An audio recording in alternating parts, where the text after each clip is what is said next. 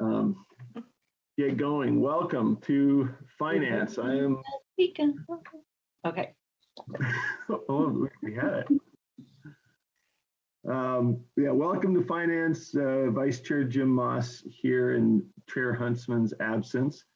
And I should ask, do we have a the Zoom message or announcement we need to read before we start, as we do in our general board meetings?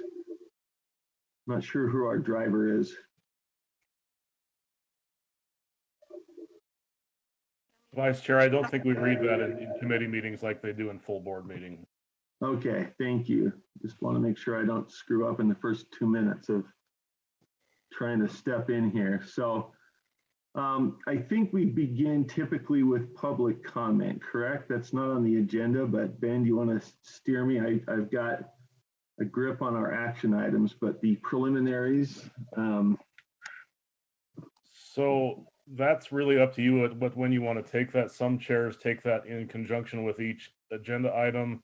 Some take public comment at the start. That's just kind of up to you as to how you want to handle that. All right, I'd rather take it in connection with the items if that's okay.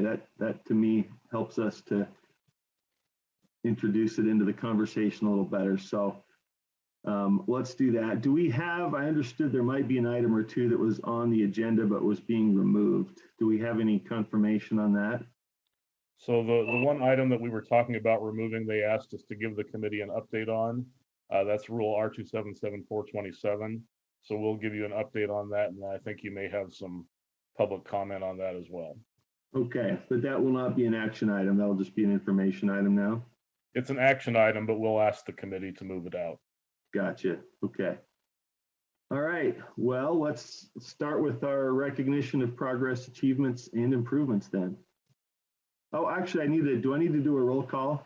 I think I see everybody except Chair Huntsman. So do we need that, or does that need to go on the record? I've got it. Thank you. Okay. Thanks, Kenny. All right. So let's get into the recognition of progress, achievements, and improvements. Vice Chair Moss, this is Deborah Jacobson, Finance Director for USBE. We'd like to have Katrina, our USIMS project manager, present some milestones that her team was able to achieve. So if we could turn the time over to Katrina. Thank you, Katrina. Sounds great. Thank you. Good morning, everyone. We are here to announce that we have successfully released our first limited release of USIMS to production. It is now available for a limited amount of users. Those users are educators who currently have a license and require a background check. Wonderful. We're very excited about it. We're just in the final validation of the system right now, and we'll be getting multiple people on it soon. So how does that release work? How are folks notified? Can you just give us a little information on the logistics of that rollout process? Because this is the first of several, right? Yes, absolutely. Yes. So we are actually working on not changing too much of the process for educators who are getting their licensing right now. What it will be doing is TNL will be updating their website for us. Right now, they tell the teachers, the educators to go here, click that, create this account here, do that here. And instead of having them do multiple places in Utah Interactive, they're going to be pointed to USIMS where they'll be able to complete their entire checklist. Wonderful. We're very excited. Well, thank you all. We know folks are excited to hear that. Ben, did I see a hand up? That was the Zoom hand clapping feature. Gotcha. Yeah, that's great work. Thank you very much for all the work and for the exciting update. Yes, thank you all for your support. We couldn't have done this without you, so we appreciate it. Any questions or comments from committee members? Yeah, I'm not looking for a long, well, yes, me. Can I go, Jim? Of course. Okay. What, just briefly, like 3 sentences. What's the next piece again? Or for USIMS? Yeah, so the next piece coming up will expand this release from being a limited release for certain educators to being all educators, so that we can get all educators through the background check process within USIMS. Awesome. Thank you. Yeah. All right, thank you very much, and thank you for the ongoing updates. These have been, very, very helpful. We've got, great materials that you've put together to help walk us through what's under production, what's next. Are there any other supports or questions that we need to raise, either with the committee or for the board for ongoing support or addressing of personnel budget? I know one challenge has been, folks are picked off by the private sector, and that's always a struggle. Is that going okay, or do we have the personnel we need? We actually just opened a rather large number of positions that we're attempting to hire for. Those are just opening. I believe our representatives said they'll be opening today and Monday. So we'll see how that goes. I'm hopeful that we'll be able to get the people that we need with the skills that we are looking for. And I assume, we have to set, compensation within our rules. Do you have the flexibility within those rules to make it appealing and make it attractive, given the importance of what we're working on here? Yes, we are struggling a little bit with an interesting situation where we can pay more with the USIMS budget than we can with the USBE IT budget. So we're bringing on contractors who have the skills and knowledge and asking those contractors to train our USBE people up. We have lost a few of the contractors even to private companies. We just lost our automation engineer last week, actually. So we're still dealing with a little bit of that overturn, but we are able to offer slightly higher compensation thanks to the budget. Is there anything that we need to bring up as a committee to give more flexibility? I understand the constraints we operate within, but anything we need to look at in terms of requesting additional flexibility? I think Jared is working on some of that additional flexibility. Our hard part is that we're training up these people in these awesome new technologies, and we need to be able to pay them accordingly, especially when we bring them over to USIMS when they're already a USBE employee. And once they have that skill set, they're very attractive to all of these really awesome technology companies. And so we're training them up and hoping that our culture and our project is as enticing as it can be. Great. Well, and I know you guys are doing everything you can. When I say when I ask if we can do more, I mean as board members, if there is anything we need to look at in terms of helping you structurally flexibility. I know there are things, this stuff is not easy, but please let us know if there's something we should take up in that respect as it relates to board rule or structure or HR practices or whatever that might help you to keep those folks around. Because yeah, that's always a tough thing. You train them, you help them develop skills, and then somebody wants them. So, Jared, I think Jared has. Yeah, hi, Jared Felt, USBE Director. I just wanted to add on to what Katrina was saying. We are struggling to keep skilled staff. We've lost one for $28,000 more than what we're paying them in IT, and another for $10 more an hour to another agency in the same position. So it is becoming more challenging. And so I think the support that the board could give us as we work with finance on some of those business cases that will go to the legislature will be to just help prioritize those requests as we go forward and when they come before you. So, and as Katrina said, we were able to pay contractors a lot more with the contract we have with Knowledge Services.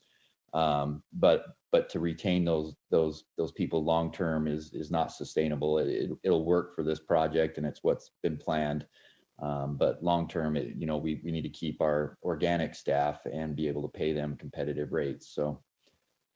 Is any of that something that we can fund with some of this ESSER money, given that part of USIMS is helping us understand learning disruption and address it.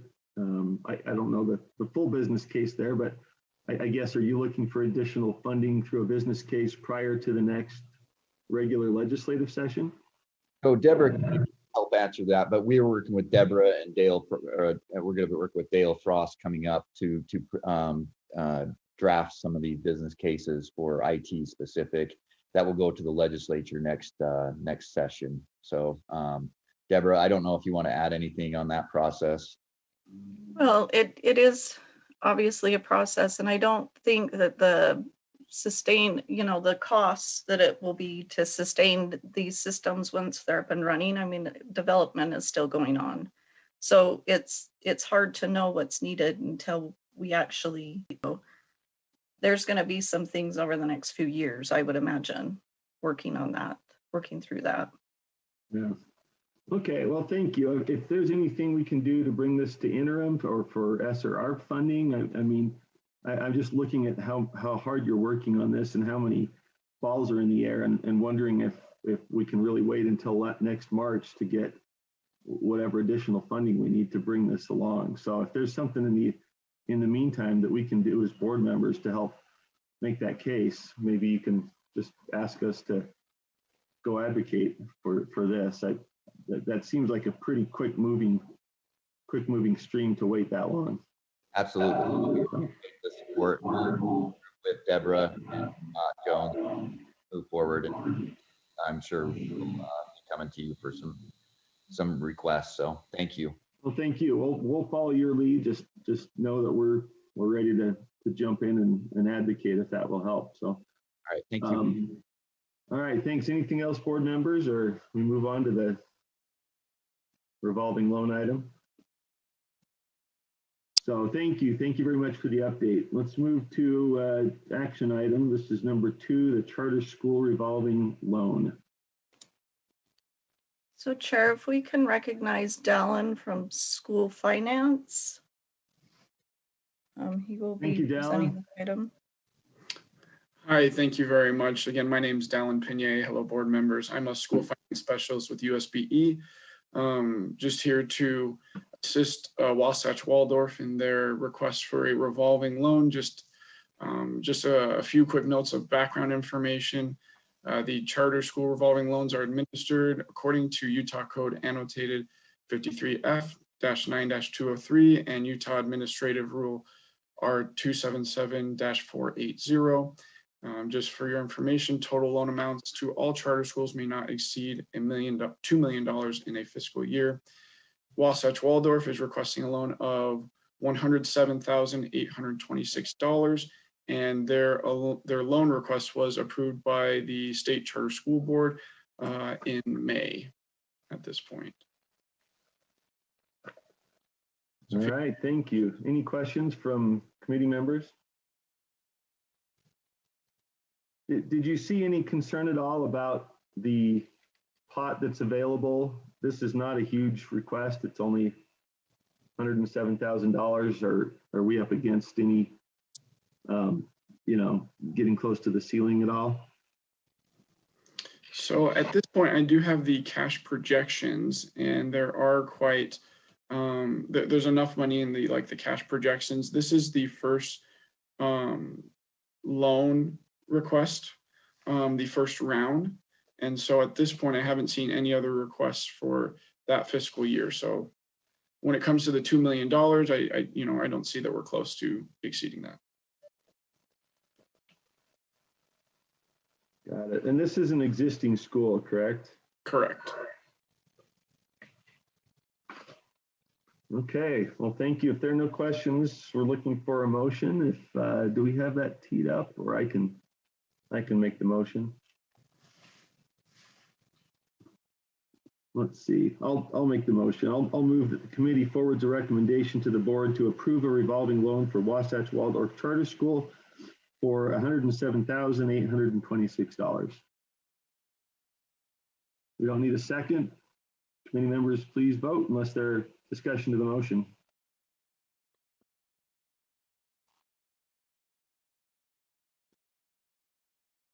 And I need to adjust my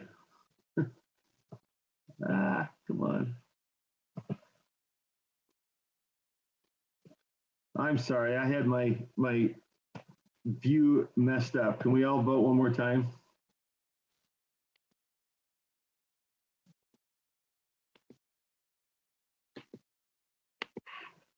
All right, thank you. Vote appears to be unanimous.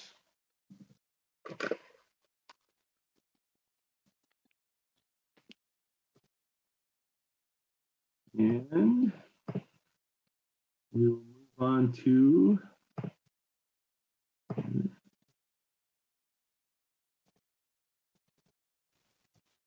action item number 3, coaching standards, R277-605, coaching standards in athletic clinics, up for amendment.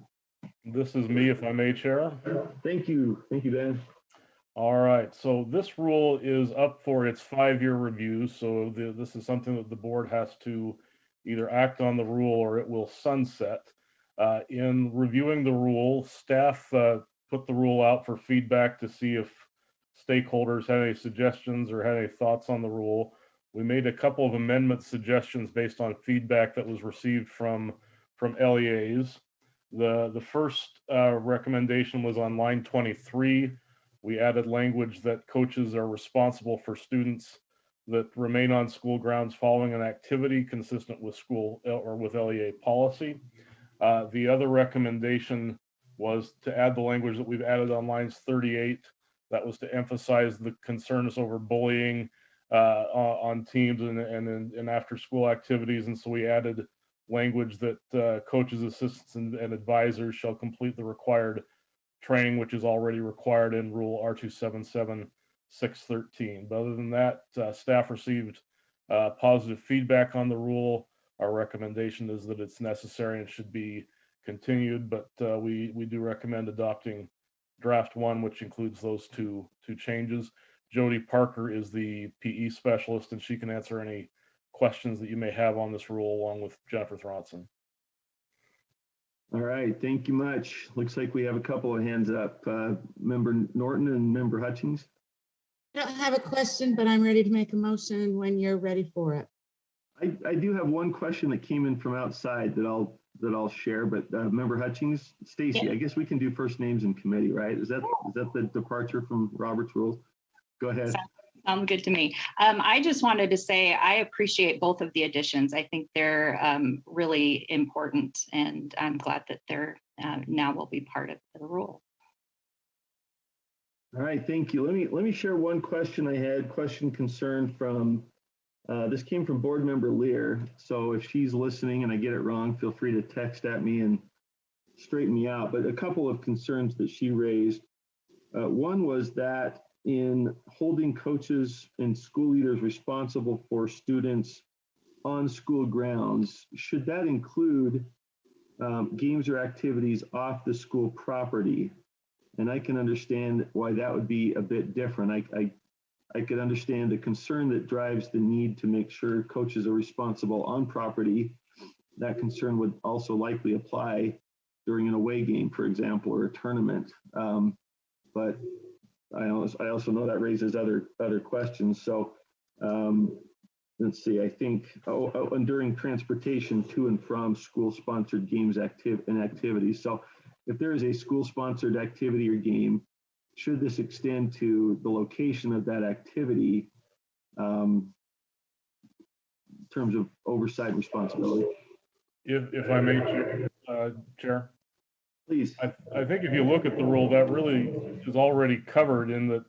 So if you look on line 17, they're already required to diligently supervise students at all times while on school-sponsored activities. I think that was already part of the rule. It's assumed that coaches and activity leaders are going to be responsible for those students. It also includes while traveling. If you look on lines 22, there's just been there's I think the concern from the field was from time to time you'll see incidents where students are left alone at school after the activity's done, and that can lead to problems, whether damage to school property or someone or a student getting in trouble or getting hurt because there's not supervision there. So, but I would believe that what you're talking about is already covered in lines 17 through 22.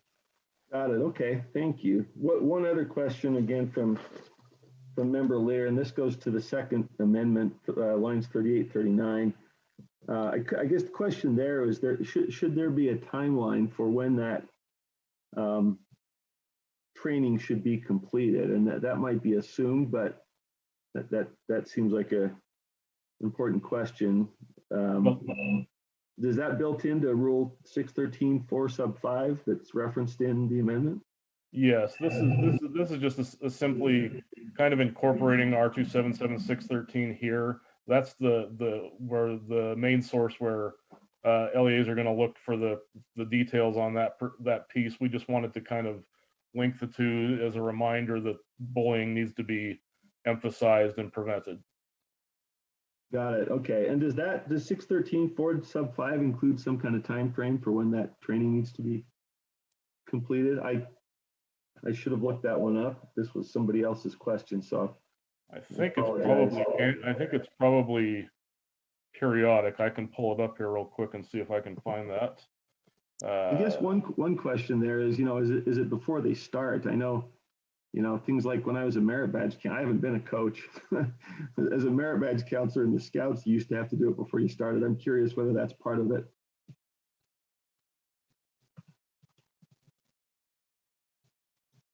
The R277-613 just says that an LEA shall provide that students, school employees, coaches, and volunteers receive training on bullying, etc., from individuals qualified to provide such training. I don't see anything that says annually or or gives any time requirements on that.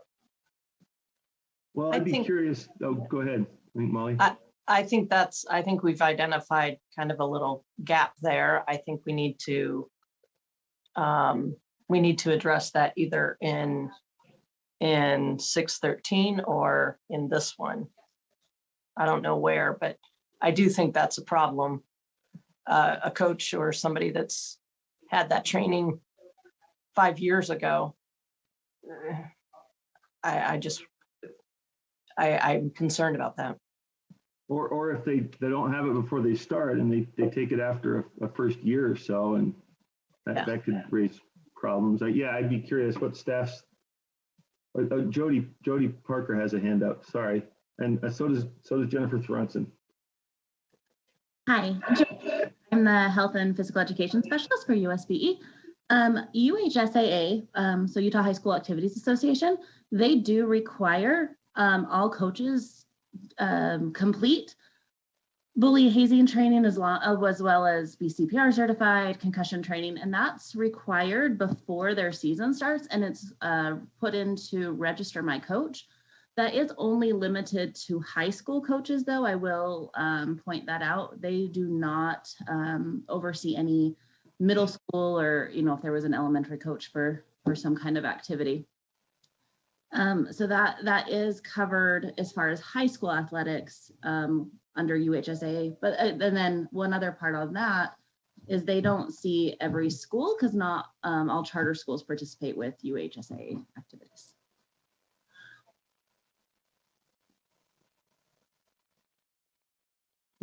Thank you. Director Thronson? Yes, thank you. Just looking at 613, this is not my space, but I'm just quickly scanning it, and it does say prior to any student, employee, or volunteer coach participating in a public school sponsored event, curricular, extracurricular have to be trained prior. And it says shall be offered to new participants on an annual basis and to all participants at least once every 3 years. So I think a lot of this is in there.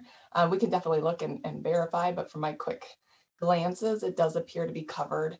And LEAs have to submit who's been trained annually. So there is quite a bit of accountability in this rule. Got it. Thank you for that. That helps. Yeah, that removes all of my concern as well.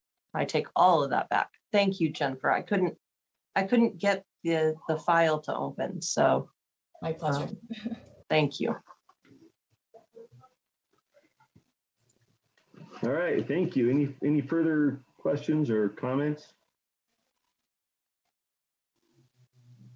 Okay, well, I can bring a motion here too, since I think It's fine. Someone was going to bring it. Kristen's got it. Oh, there we go. Okay, I move that the committee approve R277-605 draft 1 on first reading and forward to the board for approval on second and final reading. Okay, motion's on the table. Committee members, please vote.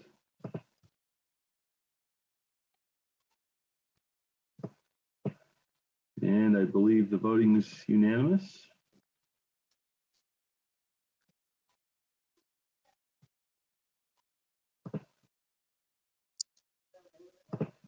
All right, thank you very much. Next item is action item on Rule 277-607 Truancy Prevention, which is up for an amendment. We addressed this yesterday. It's back. Another couple of changes that I understand to be addressed, at least in large part, to the moratorium from House Bill 81. So who's running the show on this one? I will take Vice Chair. This is Jeff Benham, Director of Public Affairs for the State Board of Education. It's been too long since I've seen you all. Hopefully you had a good 8 to 10 hours. If you were like me, you went for a drive after and got a McDonald's caramel brownie flurry, which is a new addition to their menu, and I highly recommend it. Good call. Yes, it was a good call. If only they do that at the same time as the Shamrock Shakes. That might be a deadly mix, though. I don't know. We'll have to write them and let them know. We've got a new thing. We should trademark it first, though, so that we can get some profits off that. So we have got here Rule 607. You all may recall we had this rule in committee last month, and I highlighted in green what you did last month. The reason why I did that is technically because this only passed the board yesterday and it hasn't gone to its 30-day public comment period and made effective. Technically, these new additions aren't in the rule yet, but I wanted you to see what you did last month and to see we are not touching those things. As Vice Chair Moss has mentioned, there was Senate Bill 219, and that bill put a moratorium on truancy up until January 1st, 2022. So this next school year, there's a moratorium from that bill on issuing truancies. And in the bill, it stated banning or prohibiting LEAs from using punitive actions related to truancy as well. It did not define punitive actions. So we've gone ahead and provided that definitions. We've received a lot of questions, primarily actually from rural LEAs asking, what does this mean? So what we did here in the definition, starting on line 25 for punitive action, we've defined this to be strictly those things within the law that is called out directly in the bill that is being put on pause for the next year. We did not want it to be expanded out to mean other things. And we'll kind of talk a little bit about what that means. But as you look at 5A, 1, 2, and 3, these were the three main areas that Senate Bill 219 called out. So no actual notice of truancy, which would be the Class B misdemeanor. No notice of compulsory ed violation to a parent, if we're looking at the younger age students, which is also a Class B misdemeanor. And then the bill also put a moratorium on referring students to restorative justice programs for truancies, not for other behavior issues. So other behavior issues are fine to refer to a restorative justice program, but if it is strictly for a truancy, that has also been given a moratorium until June 1st of 22. So I've put those three things in because that was already directly called out in the bill. And I really wanted this definition to be, well, I shouldn't say the collective group really wanted this definition to be limited just to those three things that were called out in the bill. And you'll notice here in 5B, down below on line 31 and 32, we state that punitive action does not include other supports or alternative interventions as determined by an LEA. What we wanted to do here was provide LEAs with the legal backing that they can point to if they have students or parents pushing back saying, oh, but you can't do anything about a truancy for the next year. yes, you can. It just can't be those three things we listed above. So if it might look like you can't start a football game, or you're not allowed to go to the Lagoon Day at the end of the school year, whatever the case may be, the alternative interventions would be determined at the LEA level. We wanted to keep that flexibility. But we wanted to make sure that there was something there. And also we wanted to call out the supports, because there are non-punitive actions, right? The supports you provide these students that really could help them start attending more, whether it's helping their family get connected with childcare from community resources, and that's why the student's been missing, or whatever the case may be. We wanted to make sure that those things were still available and the LEAs felt like they could use them. So that is punitive action in relation to the truancy moratorium. And I will pass it back to the committee vice chair for any questions that you all may have. Thank you, Jeff. Thank you very much. I see Member Norton and Member Hart hands up. My question is, just as a refresher, we have this moratorium because of COVID, is that correct?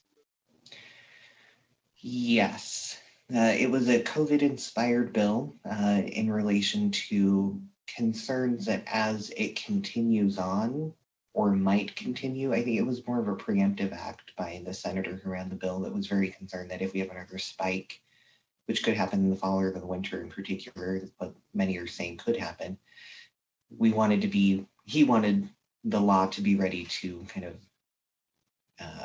take that in, because we had already done this, as you all may have experienced this last year. The moratorium was already in place.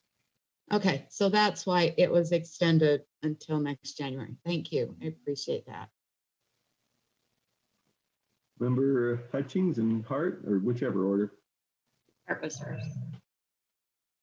I understand what we put in here, and I support it. I mean, I think we're doing right by including exactly what was in the bill. I just would like to state for the record that restorative justice programs are not punitive. And I object to the characterization that restorative justice is in any way punitive. So I just wanted that on record. It's just kind of annoying that it's put in there, but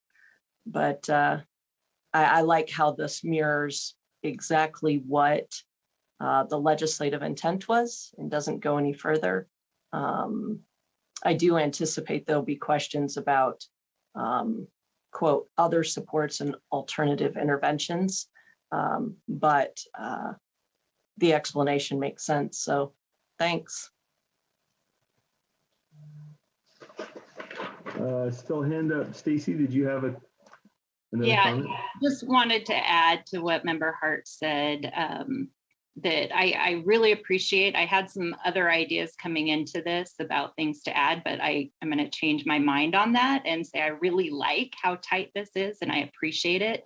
But I also I echo what was said about the restorative justice, and I just want to add to that. It puts school administrators in a hard spot because frankly, I've learned that the notice of truancy is a great tool to motivate and encourage students to actually participate in these other supports and alternative interventions that we want is really the end goal.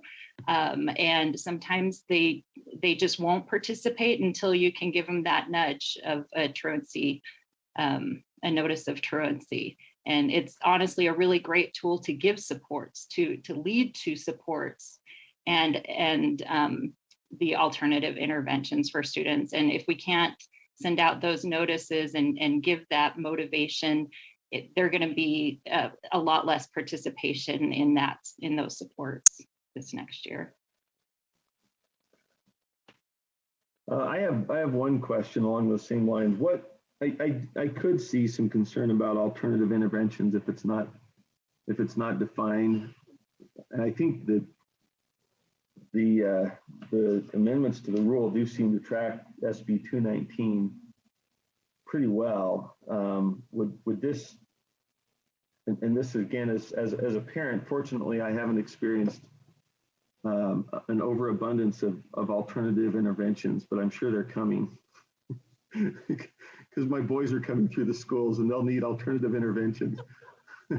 My girls not so much, but the kids need guidance. They need the kind of things we're talking about. I'm just curious what that would be interpreted to mean. If the idea here is that there is this period of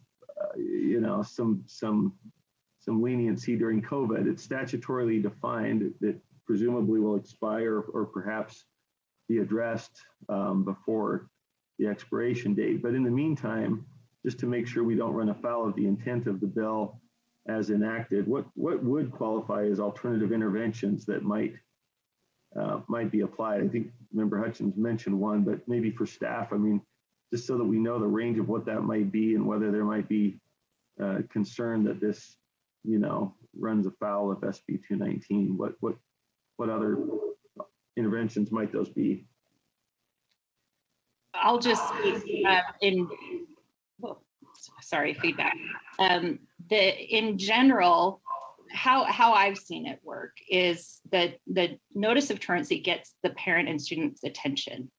And then that creates an opportunity for the parents and students to come in and to talk to administration about what their needs are. What are the barriers for attending school? And then that leads to a problem-solving process. Maybe they need visits with the counselor. Maybe they need some additional tutoring in a certain subject. Maybe they need, a different kind of a schedule. And so to me, alternative interventions and supports is really what comes from that conference that you have with the parent and the student as a result of the truancy notification. And, I hate to say it, sometimes you have to make that notification a little scary in order to get their attention to come into the school and have and open up that dialogue that then hopefully does lead to helping the student attend school and participate more fully in their education. So, and that's helpful. In the absence of a notice of truancy, because during this period addressed by the bill, there can be no notice of truancy. Would that mean that the alternative interventions we're talking about are these basically just to sit down at the request of the school rather than a notice of truancy to go through ways to engage and overcome the truancy? I'm wondering if any of those could be considered punitive as skirting the intent of the law. Obviously, once you get them in there, then all the things you're talking about are sort of collaborative. In this case, you can't do that notice of truancy during the pendency of the bill, but that's where I'm just wondering what else might be used. If this is kind of saying alternative interventions, would there be things that would be the equivalent of a notice of truancy? I'm just trying to make sure I cover the scope. Member Norton has hand up. You're on mute, Kristen.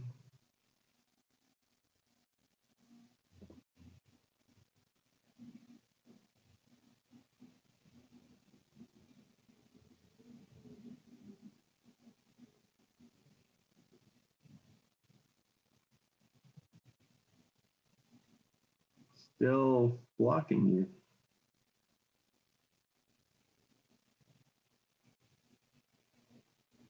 Okay. Well, there we go.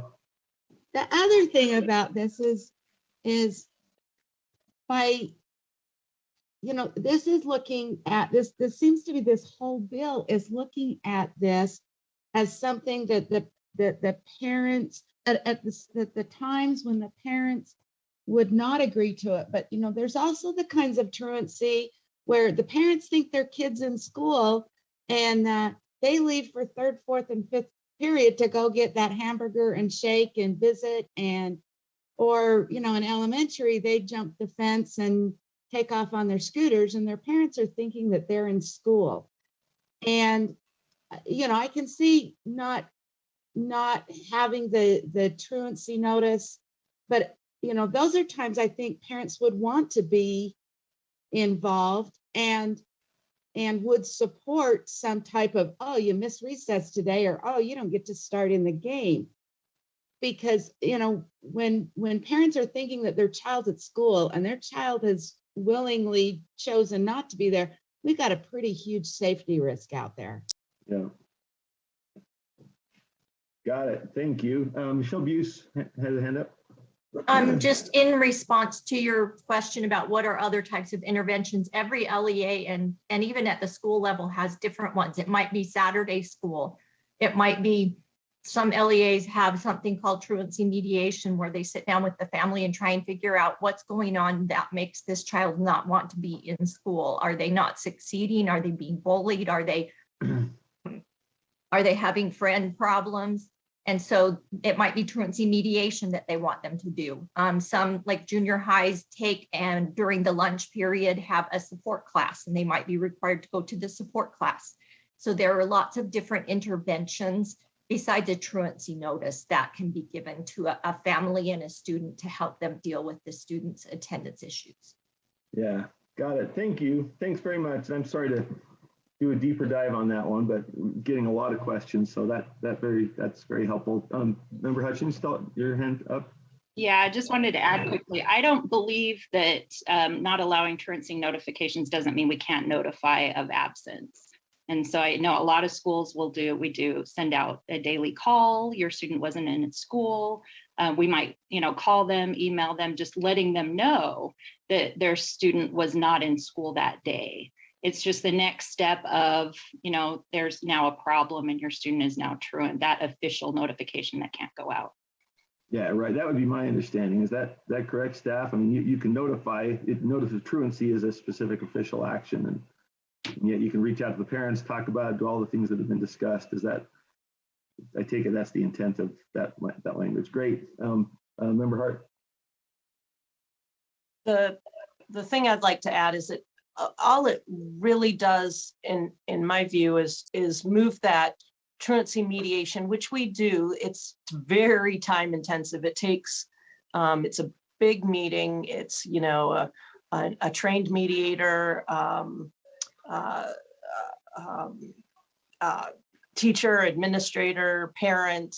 What I think it does is moves any of those school level consequences to after a mediation. So it actually just, I see the way this working is, rather than the truancy notice, which yes, we're going to lose a lot of families because that is quite an incentive when you're facing some legal language on, and I'm a middle school, so I have to deal with both the compulsory education and the truancy because I have both age groups. And you have to handle them a little bit differently.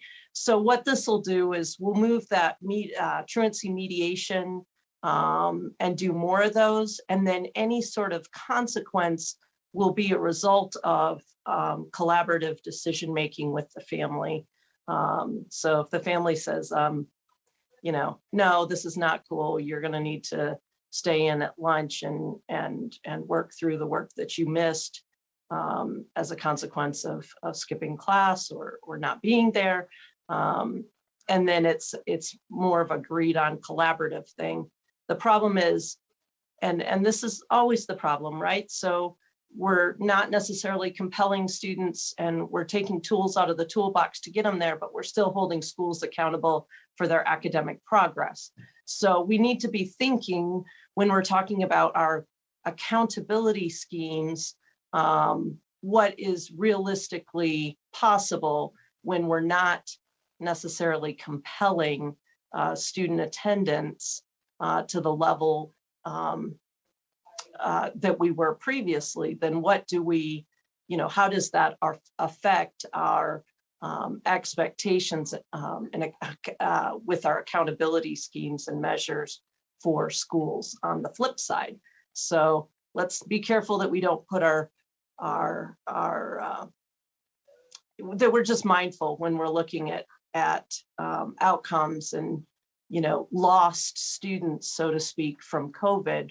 We're actually, in some ways, you could argue that we're contributing to that problem by having to release them from these types of consequences. So, are we ready for a motion? Thank you for all the comments. I was going to ask whether we know that this is being reviewed for application to the coming school year, given the progress in in beating COVID, which is still certainly not out of the woods yet, but we're doing pretty well. Do we know if this is under consideration? Staff, I guess. I haven't heard anything up on the Hill, but just curious. In terms of Bill 219? Yeah, I mean, it was put in, like you said, to make sure it covered the period of an unpredictable pandemic. Now that we're, making some real progress, I just wonder whether this is being, considered as to the time scope of it, whether it's going all the way through the next school year. Well, it goes to Angie's got a hand up. June 1st, 2022. Correct. Angie might have more insight as to right. So yeah, behind the scene conversation. That's my question. Is it still going to be in effect all through the next school year?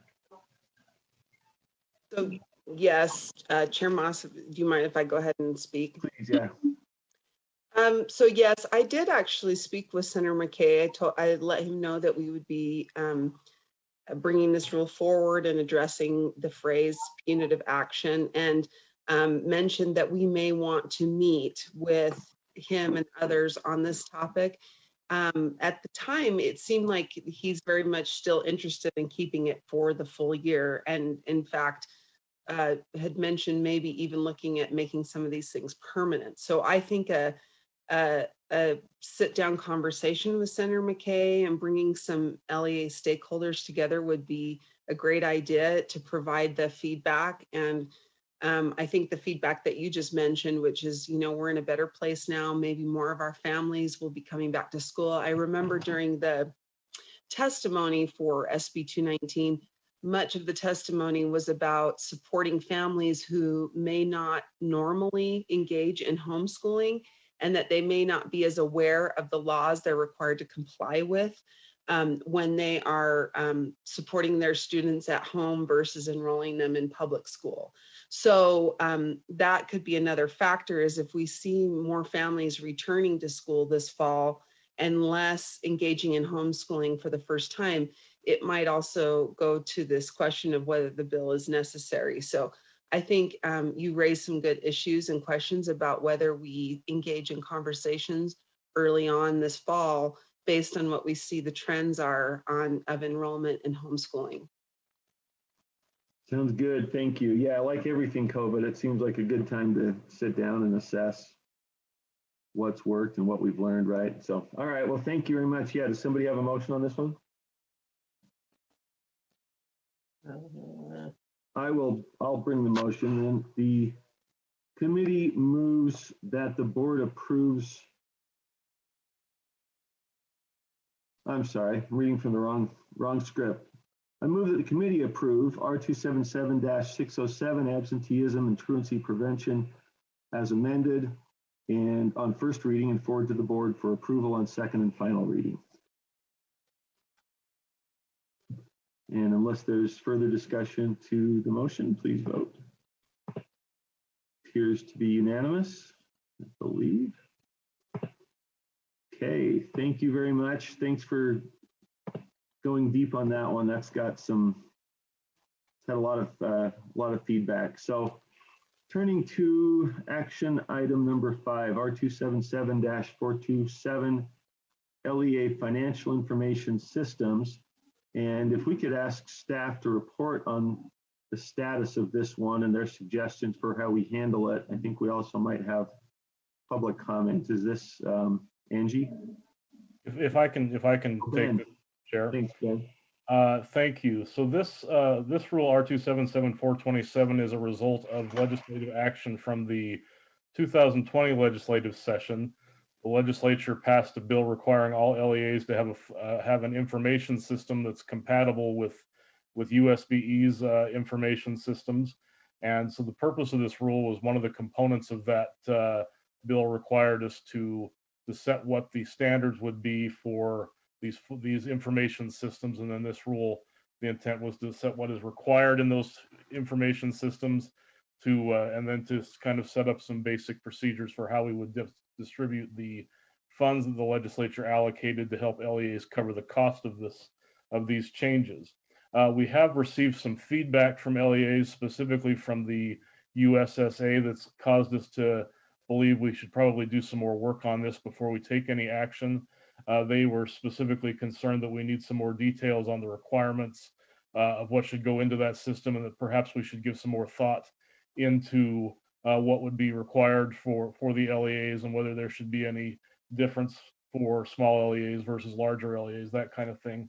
So I think what we're going to ask the committee to do is to take no action today, but just to direct staff to bring it back at a later date after we've been able to get some feedback from the LEAs, from their business administrators, and hopefully we'll be able to make some improvements to the rule and make it better before we ask the board to pass it. Thank you. Sounds like the right approach. Did we have public comment today, or will that be absorbed into that discussion that goes on with staff? Chair, I believe Cunningham is in the room and she did request to make public comment. I don't know, Lexi, if you'd still like to do that. Thank you, Angie. Thank you, Chair. And thank you, Ben. I think Ben summed it up great. We are thankful that the Finance Committee and USBE staff is going to pull R277427. We are very committed to being involved in creating a rule that we can all live with. And again, we really just want to reiterate that we want to be a partner to USBE, the board, and to staff to make sure that we are creating processes that support us all. So other than that, I appreciate what you're doing. So thank you. Thank you very much, Dr. Cunningham. I think we might have somebody else. Do we have Royce Van Tassel on as well for comment, or anybody else? I don't see Royce on is there. here. Oh, is he? And I'll note that Translate turned you into Royce Fantastical. Don't know if that's a first for you, but that's what showed up in our transcription. So if you're with us, please go ahead. Thank you. I appreciate the opportunity to speak briefly. We did have a very good conversation with your staff. And I had a very good conversation separately with Scott Jones about this. We have been involved in this process really going back for 4 or 5 years when the end-to-end system was first proposed. It's been an evolving conversation, and given the feedback we received yesterday, we received from Scott Jones, or I guess Wednesday, not yesterday, but given that feedback and the commitment to have both charter and district BAs part of the conversation, clarifying some of the terminology and establishing what and who needs which of these pieces, I think it will be very good as this comes forward, but it is still probably a little bit premature. All right, thank you both. Any other public comment to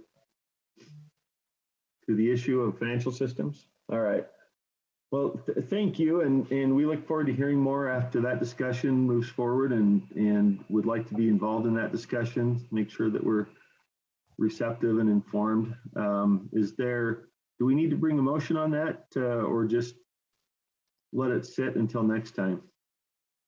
No motion necessary. All right, thank you all. Let's move then to action item 6, R277-726, State Online Education Program Amendment. I will begin. I will, if staff wants to, well, we've got Dr. Thompson and Dr. Kant on the call, or on the Zoom. If they want to jump in, feel free to back me up so that I don't mess this one up. This is R277-726. It is SOEP, the Statewide Online Education Program Rule. This program was also amended, as you may recall, during the legislative session from Senate Bills 226 and Senate Bill 234. Senate Bill 234 simply added 7th and 8th grade to the program officially. And Senate Bill 226 was a little more substantive. Not that adding 7th and 8th grade is not substantive, but it did a little bit more to the program by adding a whole new category of provider that can be part of the program. They defined the new provider to be a certified online course provider, which essentially is a non-LEA or profit entity. It could be a nonprofit entity as well, I suppose, but it is a non-LEA provider, non-higher ed provider. and can also be a provider that is not currently in the state of Utah. The bill required that the board set out and rule the application process, the standards for courses that these new types of providers would need to follow, and also required the board set a fee for these providers to pay for being part of the program. So you're going to see a lot of those changes toward the end of the rule here. I actually have it up in the Word document because I did also want to highlight for you that staff has been very kind, as I've been a little tied up with a different rule that we covered yesterday, to go through and make sure there's a lot of technical corrections we made as well, and some of them are highlighted here in yellow. They're all technical and, changing lowercase, uppercase, or updating citations. There was a lot of citations in this rule that we actually noticed needed to be updated. So my thanks to Angie Stallings and Michelle Buse in particular for going through this and catching many of those things for me. I wanted to jump down to the section on the new providers. I also want to highlight for you that this does allow us to now codify some of our existing practices for the LEA providers. Currently, if I remember correctly, we don't have higher ed providers, although we could. We now have a formal application process for all providers, the new category that was added by the Senate bill, as well as the existing LEA providers. And the practice has been all providers have had to have been reviewed annually and could be removed from the program if they didn't meet the course completion rate requirement. And we're now finally codifying that practice in this rule. So that will apply to every provider. I just wanted to make sure that was called out, that every provider will now be reviewed annually as codified in this rule and need to have a course completion rate of 80% to remain in the program. And then this section at the very end of the rule, you may have noticed it's a big new section, section 12 for the certified online course provider. It's the application process, how they get approved, which would their application be reviewed and sent on to the board for actual approval. And then they would be in the program and reviewed annually to make sure they're meeting that course completion rate. We also required that these new entities have to live up to the same standards that all the other existing providers already have to live up to. So all of the course standards need to be met. All of the standards in place for the courses for LEA providers applies here as well. There's no different treatment in terms of what these groups have to provide in terms of their courses. Last, I just wanted to call out the fee that you were asked to set by the legislature in a rule. So this group of applicants will be required here on line 509 to 512 to pay the following fee. The first $200,000 they receive for their enrollment of students through the program, they will need to give USBE 5% of that. And then after that has been achieved one time, so this is not like every year, in perpetuity, they will have to continue to pay 1% of the money that they receive. So that 5% is only for their first $200,000. And if they stay in the program for 10 more years, they'll never have to meet that fee again. However, if they're removed from the program and have to re-enter because they did not meet the course completion rate, the fee schedule would start over. So with that, I'll pass it. Maybe if we can ask Dr. Thompson or Dr. Kant if they have anything they would like to add, and then we can take it to the committee vice chair. Thank you. Perfect.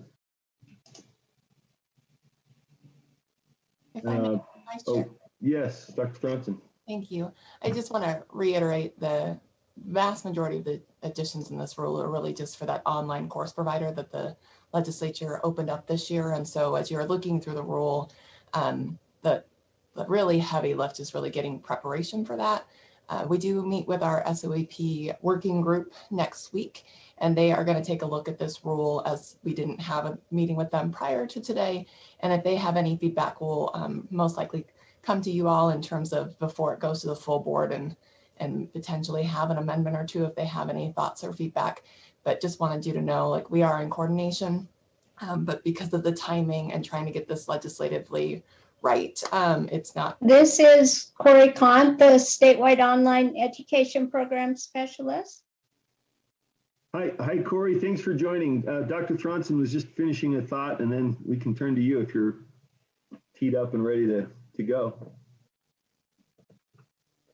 I will go ahead and let Dr. Kant add. Hey, thank you, Dr. Chan. Go ahead. You have the floor.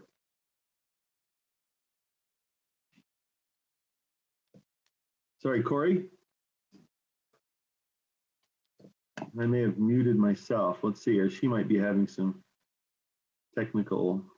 She might be on a delay. We have some computer problems in Dr. Campland that we are trying to work on, but because there's no chips for computers, we've had computers on order for months and don't have a lot of options. And so expanding batteries and things are kind of becoming a little too normal in our team. Hopefully she'll be able to connect maybe by phone. I can send her the phone number and see if she can call in.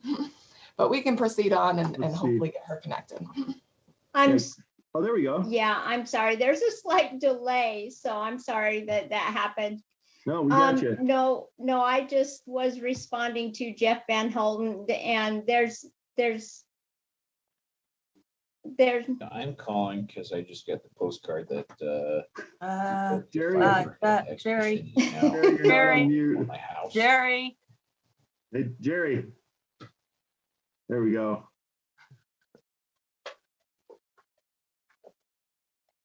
Sorry, Corey. Floor is still yours.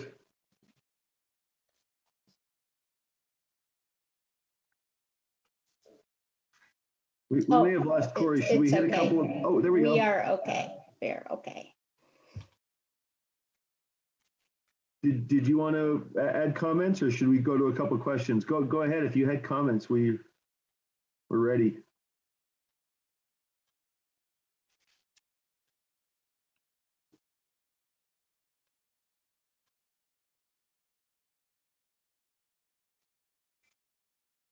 All right, might just have a delay there. Member Norton, Member Hutchings.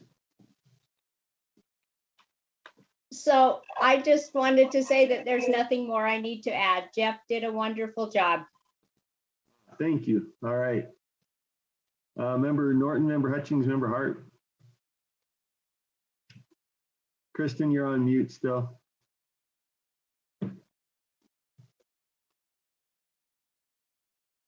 Okay, she's pointing to Stacy. Okay. First, I want to say I really appreciate. No, I was trying to say, and I'm sure there's still a delay, that Jeff and Jennifer covered everything. We are perfect. All right, thank you. Stacy? All right. I really appreciate the codification of practice. I think that's I'm glad you took that opportunity to do this in this this role right now. Quick question about the application. You said that currently LEAs who apply fill out an application. So I'm just curious, just at a very summary level, what kind of information is on the application, and will the non-LEA applicants fill out the same application or a different application? And it does look like the application will come back to the board for approval, so I appreciate that.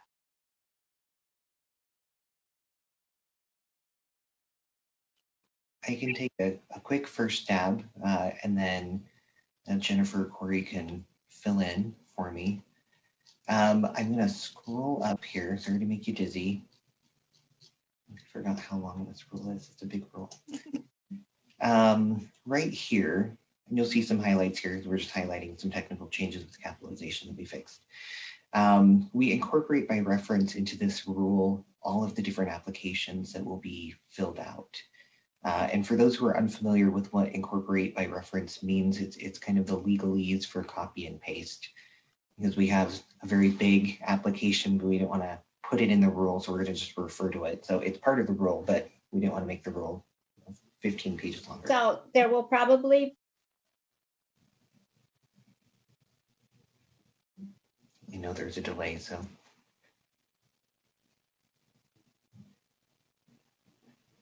But I will defer to Corey on the content of the application. They are slightly different if I understand correctly, but I would not be the one to answer the specifics on each application. So Corey, when the delay gets this to you, it is your turn.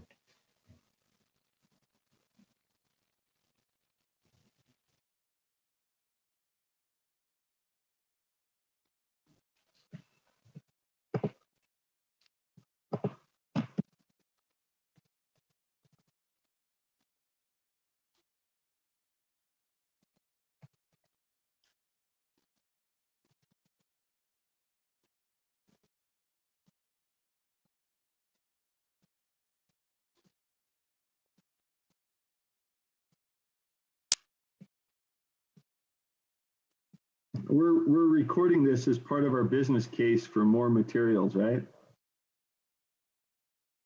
If you could solve the microchip problem, I would be really. Okay, and again, you will hear a delay. But the non-LEA applicants will be asked things like how they are going to integrate their SIS systems with Utrex or USIMS. That's something that LEAs are already familiar with. We're asking them their experience in working with secondary students and providing online education to secondary students. We're asking them about, I'm sorry. We're also asking them about their ability to meet special education requirements and how they're going to train their staff and who they're going to have doing that. We are also going to be asking them how they'll deal with disaggregated student results or their experience in working with disaggregated groups and things like that that LEAs are very experienced with. Terrific. Can I throw one related question in there? I wonder if there are other elements for those who are outside Utah, and you mentioned Utrex and USIMS. Are there other questions that are directed to issues like familiarity with the Utah core, other Utah-centric things that we want to make sure an outside provider is familiar with and prepared to comply with? I'm going to answer for the sake of time. Yes, there are. So there's things like, are you familiar with Utah law, policy, rule? Have you reviewed those? Are you ready to act on those? Utah background checks are required no matter wherever that teacher is living, which is one thing that has been a consistent challenge for our providers out of state currently, like ASU that partners through UAB. And then like a background check and having a Utah license. That is a requirement by state law that if a student is being educated, it has to have a Utah license. And so any external provider will have to get their educator's license to be able to be an eligible teacher in this program. So there's a number of pieces like that that really get at, do you understand the local requirements? Yes, however, those are also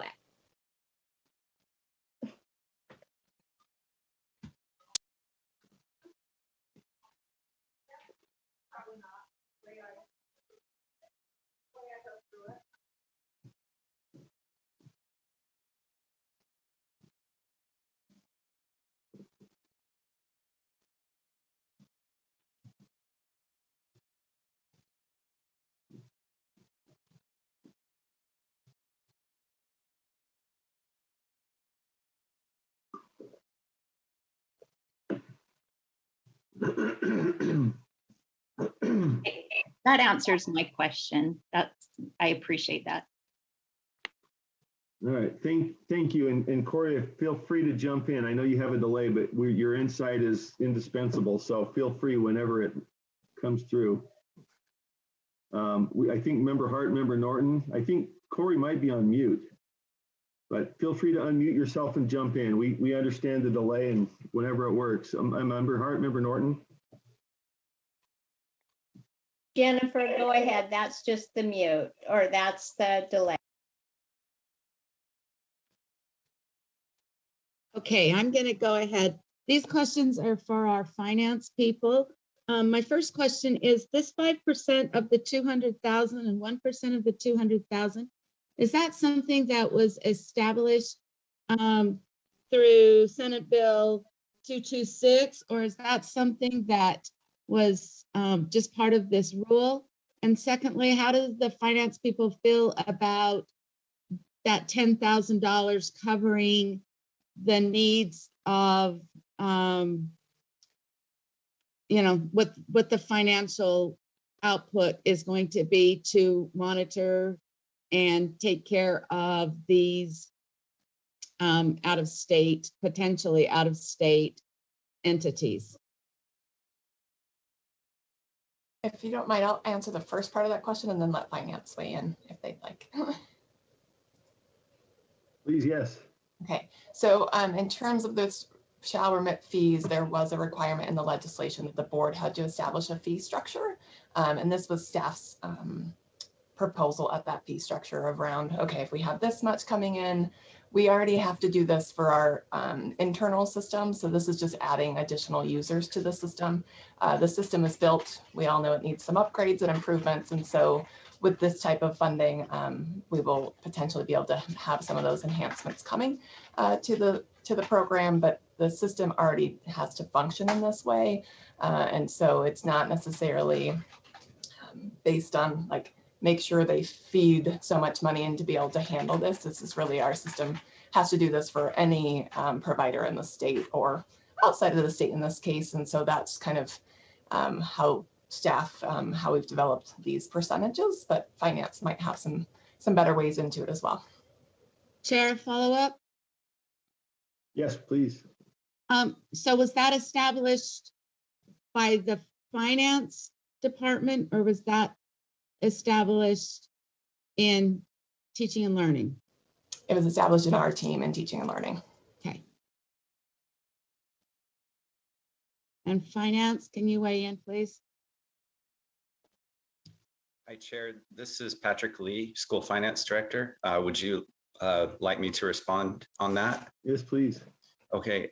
Board Member Norton, could you repeat the second part of your question? I just want to make sure I understand that part.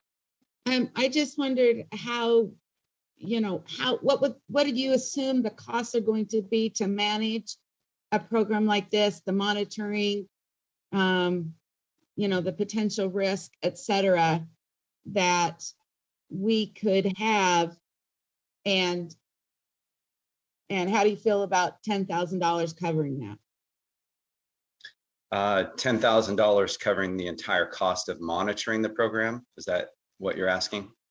Amongst other things, yeah. Sure. Okay, but thank you for clarifying on that. I just wanted to make sure I get you the right answer.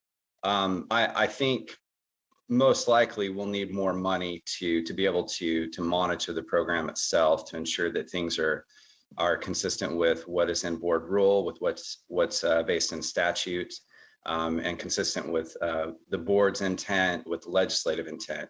I think in terms of our fiscal monitoring program, we are working to assign one of our fiscal monitors, as well as having our fiscal monitor program manager to work on this program among other state programs. So there will be an assigned fiscal monitor to look into the activities of the program, the spending, things that are taking place, and be able to work on that. And so that'll be a little bit new to have someone assigned on this program. Not that we didn't before, but to have a particular fiscal monitor assigned to it. But that's what our intent is at this point. Chair, this is Dale Frost. I think I can provide a little more clarity on that amount. Can I answer that? Thanks. Yes, please. It's Dale Frost, Fiscal Policy Analyst. I'm just getting caught up on this rule and don't pretend to understand a lot of the ins and outs, but the way I read it, it's not 5% of 200,000. It's 5% of the course fees that an online course provider receives of that total amount for the first 200,000 that's generated to administer the program, and then it's 1% after that. So it'll be a lot more than $10,000 is my point. I hope that helps. Yes, thank you. Any follow-up, Kristen? No, I just want to make sure that, somewhere what this new add-on is going to be in our budget is going to be covered somewhere. And and that's why I wanted to refer to the finance side of, do we, are we covered? Are we going to need to request additional funds? How is this going? And, and if we have problems, where are we going to get the money? Chair, may I try to answer Member Norton's question? Yes, please. So when this bill came up, House Bill 226, there were a lot of questions. As you all know, we need to provide a fiscal impact response. And the real question for us that we still don't have clear answers on are how many of these online course providers will there be? And the legislative language gave fee authority, but didn't provide any more specificity on that. And so unfortunately, Member Norton, we can't answer exactly how much this will raise. One of the changes or amendments in the legislation that really reduced some of our concerns for fiscal impact, Director Thompson had mentioned, is the requirement that the teachers be Utah certified Utah teachers. And that kind of limits the scope significantly of these providers. So that helped to alleviate a lot of our fiscal concerns. Again, we really don't know how much this will cost, but I believe the reason why this fee structure was suggested was that, if you have only one, you don't want to be prohibitive to online course providers if there's only one or two. So it's only up to 5%. But at the same time, we want to make sure that we generate the revenue needed to administer the program.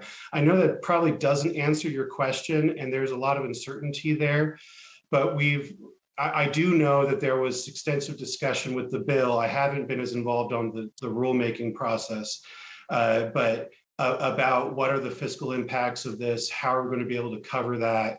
And I know that Director Thompson and Director Kant and their team have been, very aware of some of those costs. I don't know if Deborah Jacobson has anything more to add on that, but I hope that helps to answer some of your questions. It does. And I realize you're sort of looking at a crystal ball and there's a lot of unknowns when you have a new program, but I just appreciate that financial insight. Thank you. I'll just add, this isn't so much a motion, but maybe just a thought. I wonder if, given the uncertainty here, that we might think about putting something in there about an annual review of costs of oversight and adjusting those numbers as needed. I mean, it could go up or down depending on how many applicants, right? So just a thought. I saw Dr. Thronsen's hand up. Yes, thank you. Jennifer Thompson, Director of Teaching and Learning. And a couple of things to note for this. We did get another educational specialist and a fiscal analyst in new positions for SOEP. And so those positions will help us to kind of grow with this kind of growing expansion to support. And then I don't necessarily, my hesitation on the annual review, we might need to come to you sooner than annually if we get more. We're expecting 1 or 2 right now, but if it grows so much that we're like, ooh, we might need to come to you sooner. So if we do add that annual conversation, I just want to make sure it doesn't limit staff in coming to you sooner than a year from now. Sure. Yeah, and I don't know. I'd be interested to hear others' thoughts about that. Just one thought. This does sound especially valuable in terms of the number of applicants, the state of online learning. I mean, we've got so many moving pieces here. It does seem like we ought to perhaps not have those percentages locked in. They might be too much or they might be too little, and want to be fair to both our costs and also the applicants and not overcharging for something that exceeds our cost of compliance, right? But anyway, Molly, Member Hart. Yeah, my concern, this is a fairly big shift in allowing vendors to be responsible for the education of Utah students. And this really goes to what Kristen was talking about and Jim as well. I'm concerned. There's a lot of, we already get some feedback that we are maybe over auditing or over monitoring or whatever. But in this case, it is absolutely critical.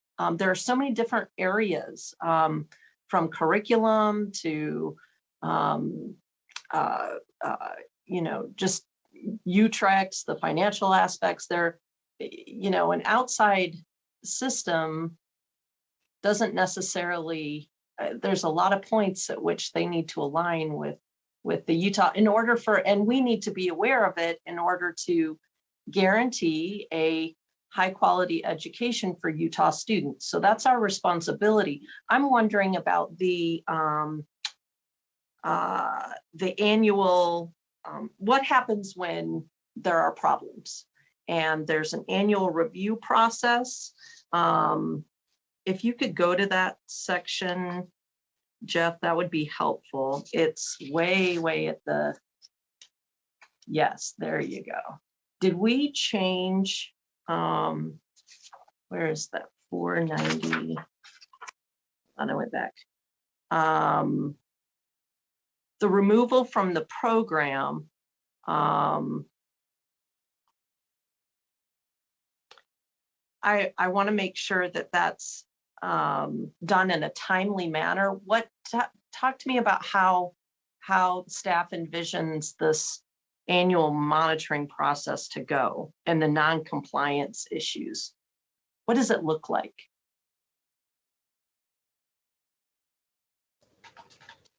Pausing because I think Corey joined us on the phone, but if not, I will speak to it. Corey, are you available? Not looking good. Okay. So specifically, like this year we put some of the providers on corrective action using R277114, I believe, that allows us to say your data isn't matching, for example, between what's in seats and U-Tracks. There are lots of issues that we have found that are not only provider end, but also USB end. So we actually have a SOEP data working group coming together in a couple of weeks to try and start solving that problem, because it is more than like a end user issue. There are some parts on our side that need to be attended to. So part of it's that, and we give them notice. So in this case, the 80%, if kids are not completing their courses at that 80% rate, we would put them on probation. And then if they don't achieve kind of closing that gap to 80% in that next year, they would be removed from the program. So it's kind of a tiered model of support of, okay, we expect you to make that target. If you don't, we're going to give some additional technical assistance. We'll do what we can to support that provider as it means things for students. And then at the end of that second year, if they still aren't getting kind of closing that gap towards 80%, we would release them from the program. They would be able to, reapply after a year if they wanted, but they would need to express how they would correct their deficiencies that they've previously demonstrated.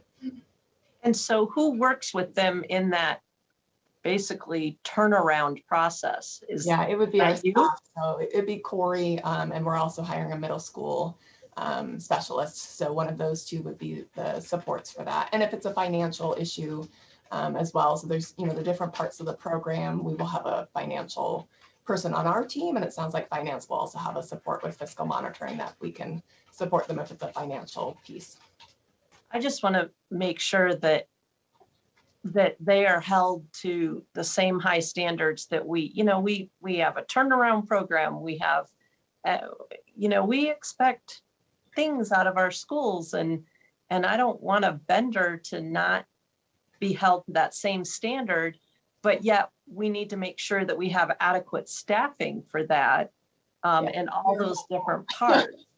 I can't echo enough what Kristen and what we're all saying is we need to stay very cognizant of how much time this is taking, even maybe perhaps time studies, to ensure that we don't need to go back to legislature and say, fine, if this is what you intend, this is what it would require. I'm just very concerned about that. So thanks. A member, I'm not sure who was first, Kristen and Stacy, however you want to. Go ahead, Stacy. Yeah, that's exactly what I was just going to say, Molly, is that this sounds like you're going to end up needing a full-time compliance officer or someone who is dedicated to tracking and supporting now the middle school students. Now that you're codifying the current providers, that you're putting the practices into codification, you're going to need to be able to monitor them better and hold them accountable better. Now you have non-LEA vendors who are going to become a part of this. I anticipate you're going to need a full-time employee to do all this, because you and Corey already have full-time jobs.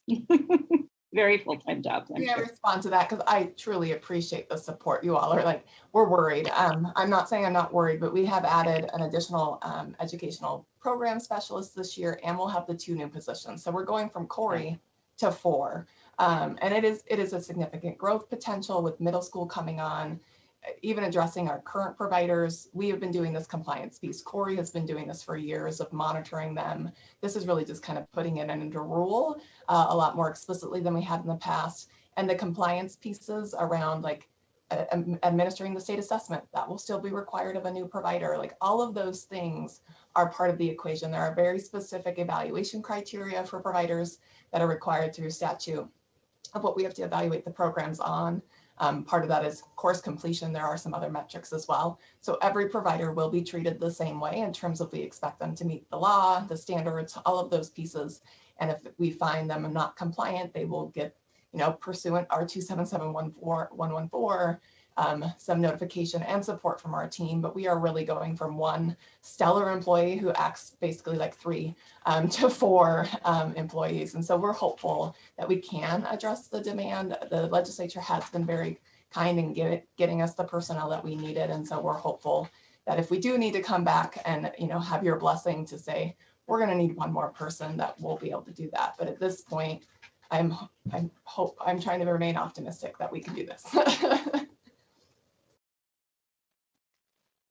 Kristen, did you have another question? I do. I have a follow-up question about the licensing.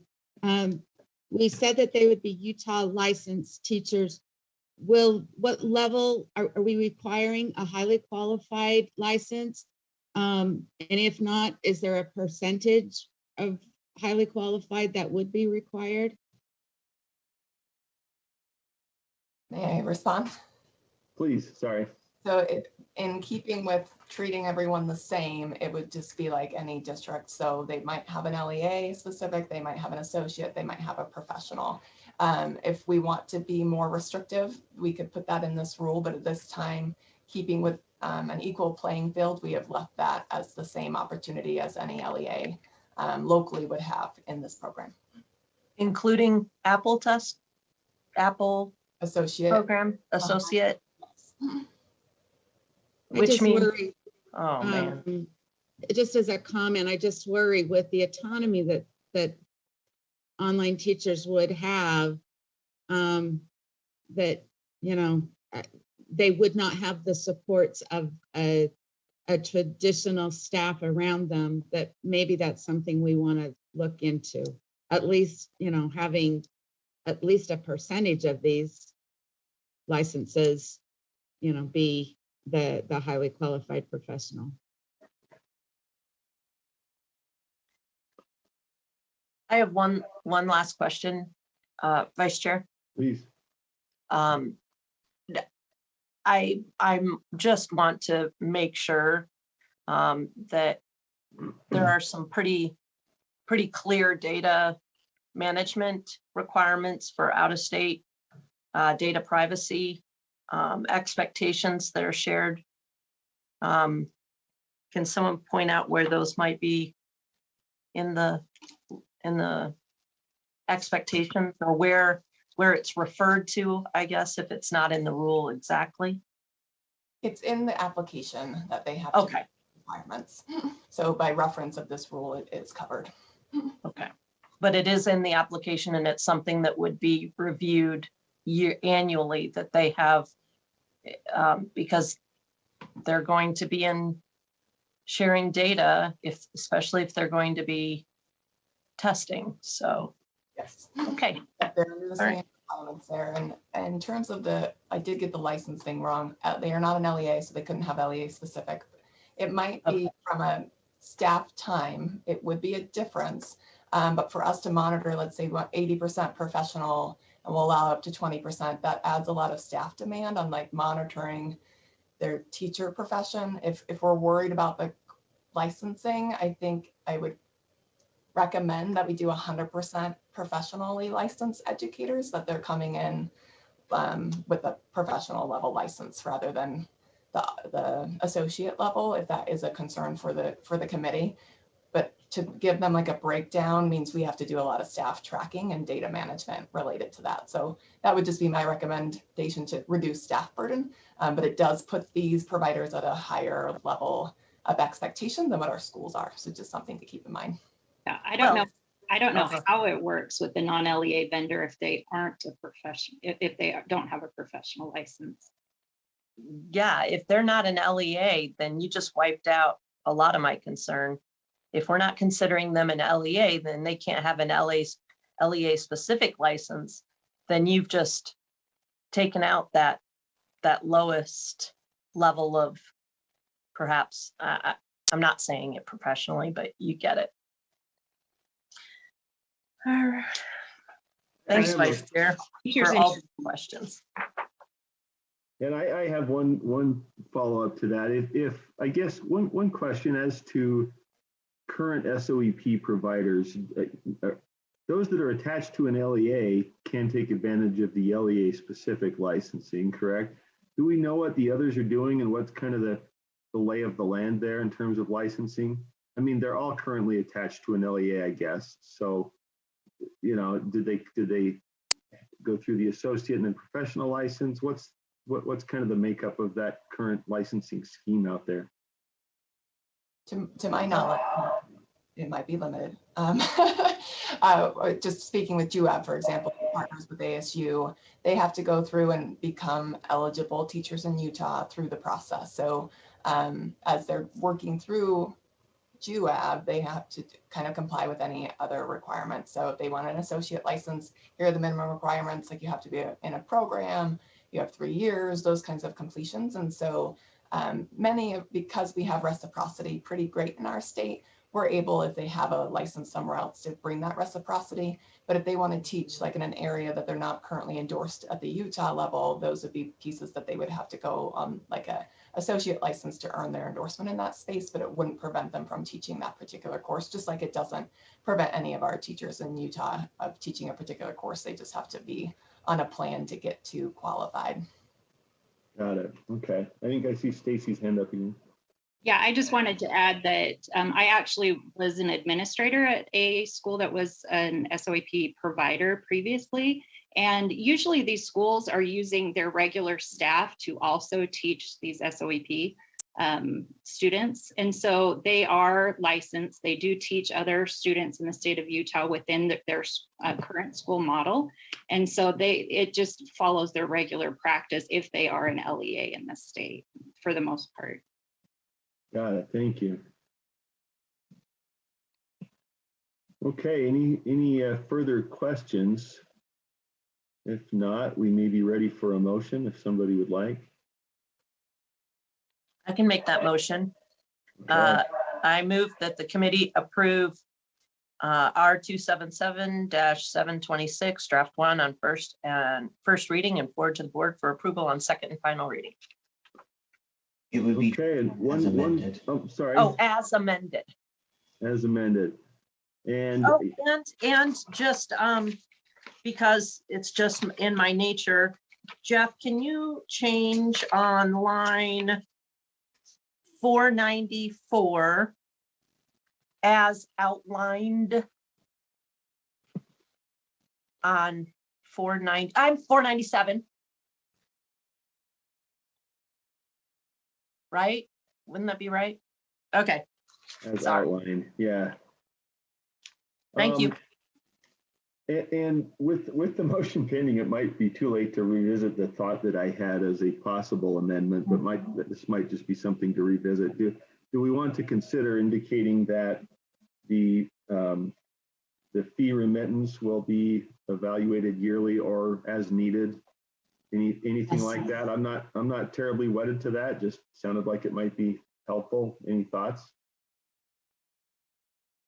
I'd feel more comfortable with that.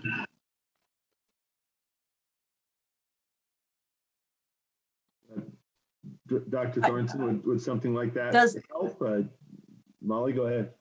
I just wondered if it had to be in there. I mean, at any point, if Dr. Thornton goes, whoa, or the financial side goes, whoa, we're having to spend, a monitor and a half.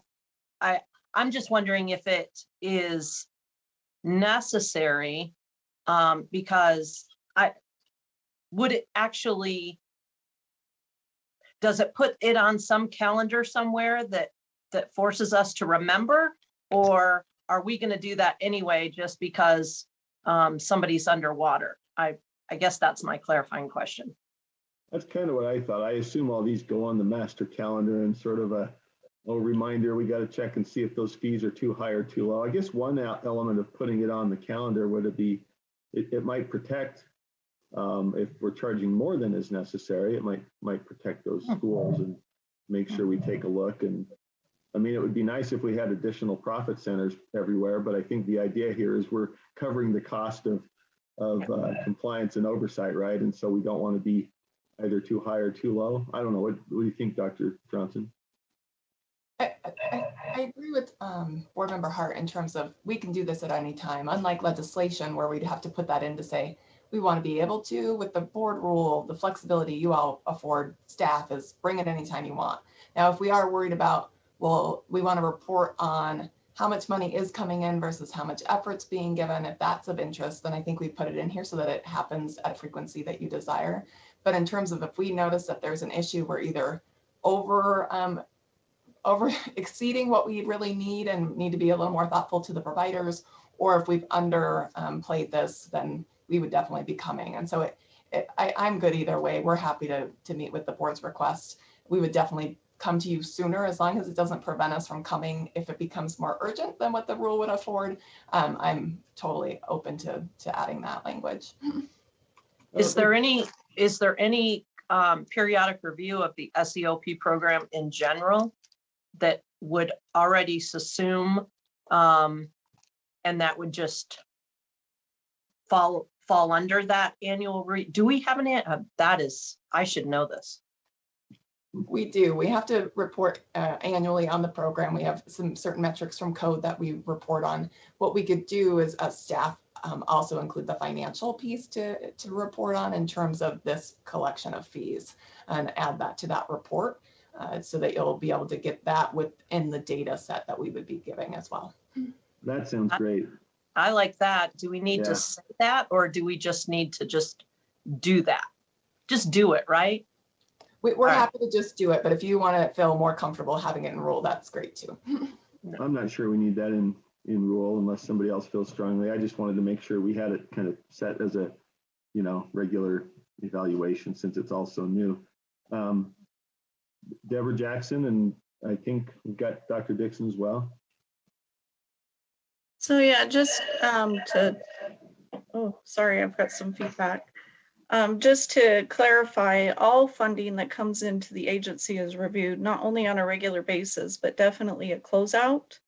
All fees that are collected are, it's also part of the budgeting process as well. And it's looked at every year, and if fees need to be adjusted, that is done annually. Got it. Thank you. Okay. Superintendent Dixon. Good morning. I think you've actually answered your own question, but generally when we draft rules, they are to govern outside entities outside of USVE and not to direct staff. I mean, sometimes it will say the superintendent shall, but it's in accordance with something that we're directing outside entities. So I don't think in this case you would need to put it in rule, and we can just handle it as you've already mentioned. But just wanted to throw out that general rule of thumb. Thanks. Thank you. Yeah, I think as it relates here, I think we would just, since we're charging, the schools, we just want to make sure it's both fair and adequate. And it sounds like that's built into the review process as it is. So I don't see the need to add that. Thank you for addressing that. I think if there are no further comments, we do have a motion pending. Any other comments or questions? Okay, please vote.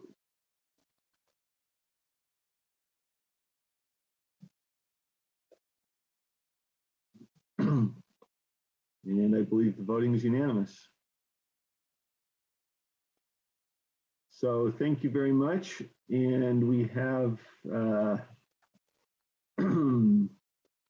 that concludes the action items. We have discussion on requests for data and information. Anything to address there? Chair, this is Deborah.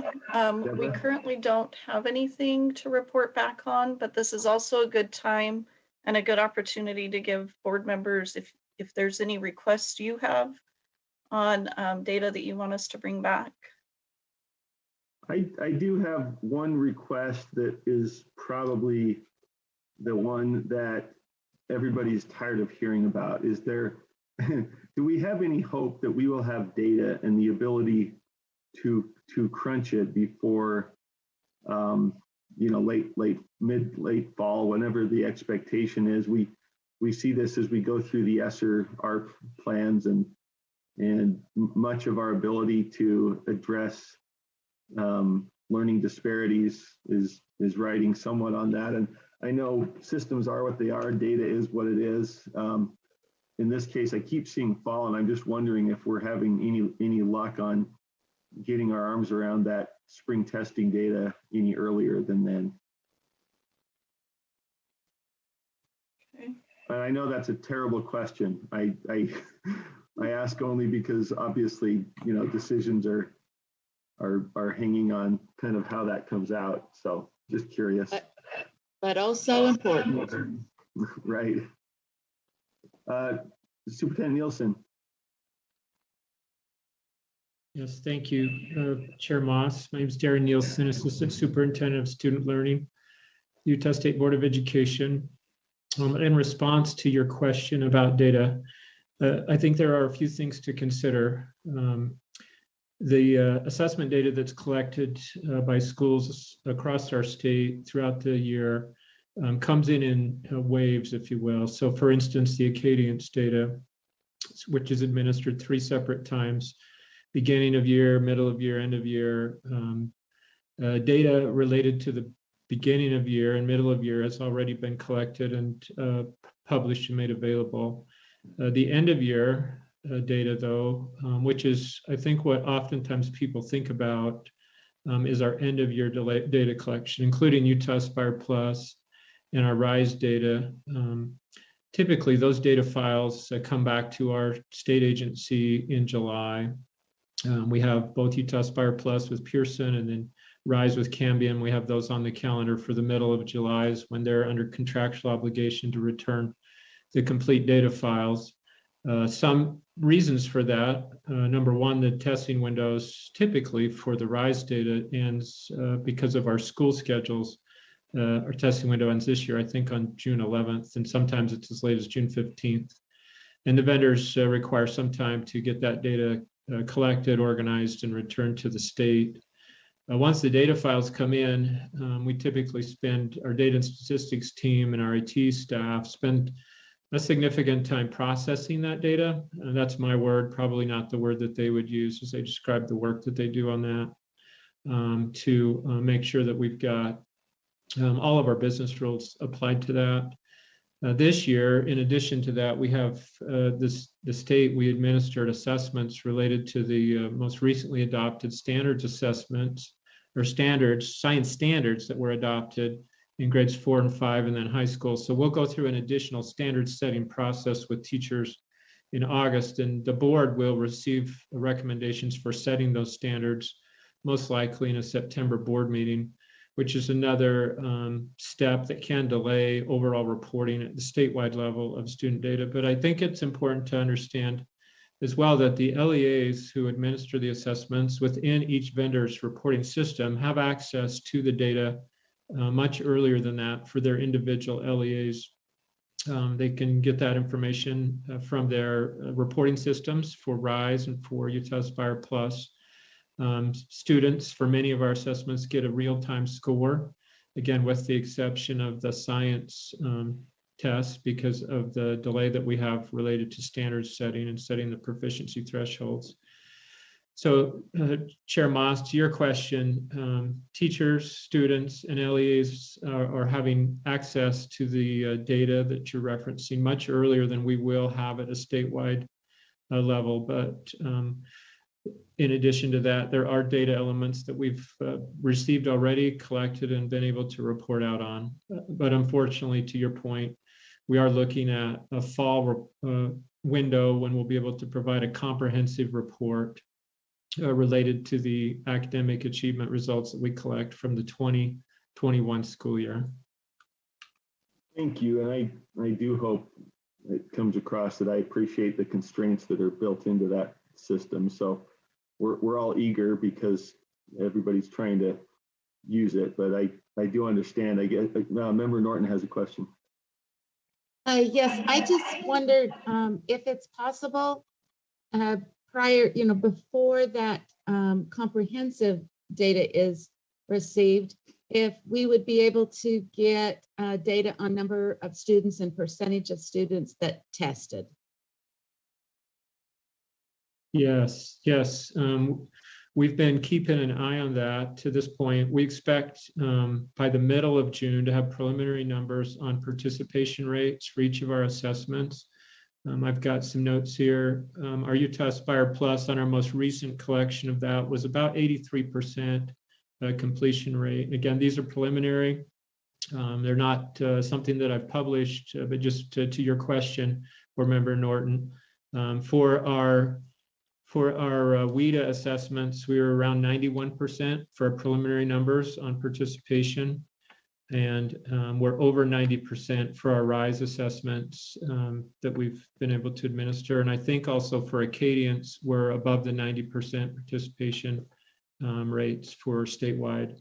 But we'll be able to provide that information to the board certainly earlier. And in addition to that, we administered the opportunity to learn questions. There were 6 questions that were embedded into the Utah Aspire Plus and the Cambion RISE assessments. And we'll be able to provide information. Those were optional questions for students and LAs to participate in, which is really the first time we've given students a voice within the assessment to tell us about their experience with their educational experiences during this year.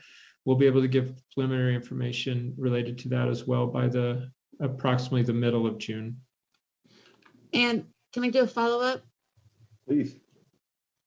And when we get that information in the middle of June, could you give us both percentage of students who were in lieu of other words that opted in, and then also the percentage of students who tested as compared to the overall number of students, so that we can kind of get an idea on the opt-out rate?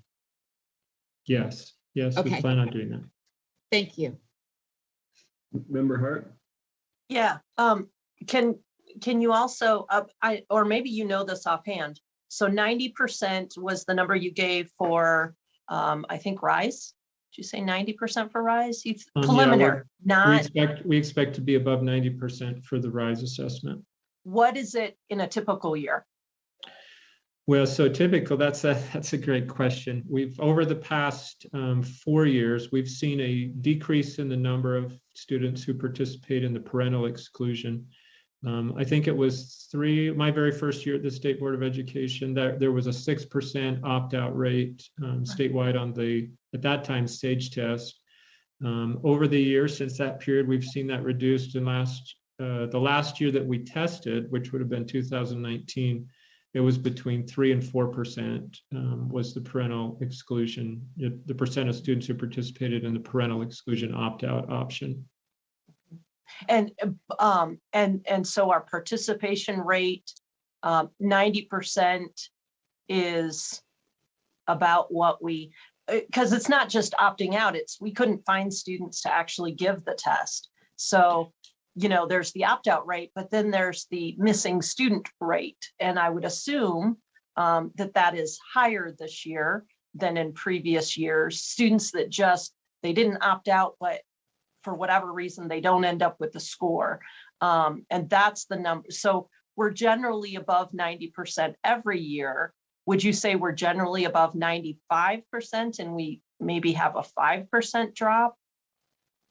Yes, we're generally higher than what we will be this year on each of our assessments. Okay. For instance, the Acadians beginning of year, we typically are close to 99% participation on that. Okay. I'd have to look at the report, but I think we were closer to 95% participation on that for the beginning of the year. I appreciate that. And I know you're just I mean, kind of putting you on the spot, pulling out those numbers out of your head. That's pretty impressive.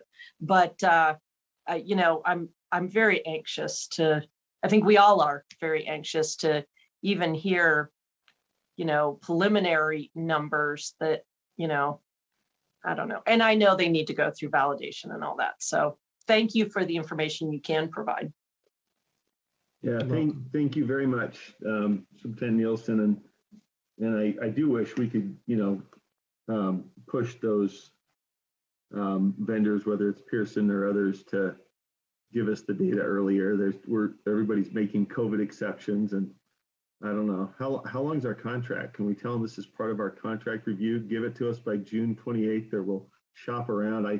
I'm half kidding, but I do hope they're responsive to the idea that this is an urgent and unusual year where, you know, we as board members who aren't as deep in it as you are, we're evaluating, you know, approval of expenditures and trying to put it in the best places and help those who need it most and try to figure out where that is. And I think we've received some great information already, partly on that mid-year Acadience data, and that was, you know, extremely helpful in just seeing, you know, who's having troubles and where do we spend the money. But the more data, the better. So if there's anything we can do to push, you know, exceptions to the rule and get that data earlier, whether it's LEAs or the vendors, that would help us all try to do our jobs and figuring out the best ways to help. So thank you very much.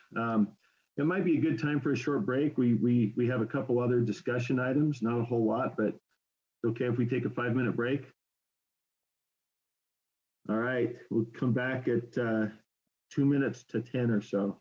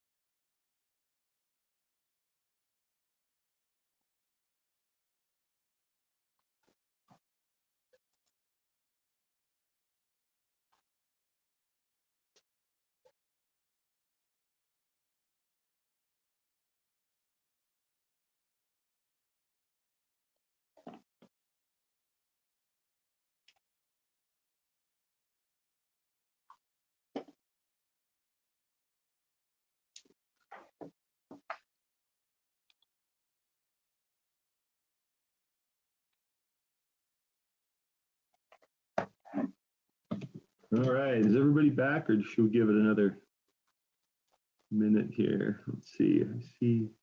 Looks like everybody's here. We do, got everybody. Okay, thank you. Next item on the agenda is an information item, career and technical education section, budget overview and support to the strategic plan. Good morning. My name is Talia Longhurst. I'm the Director of Career and Technical Education at the Utah State Board of Education. I assume it's okay to start. Please, Chair yeah, Moss? thank you, Director Longhurst. Thanks for joining us.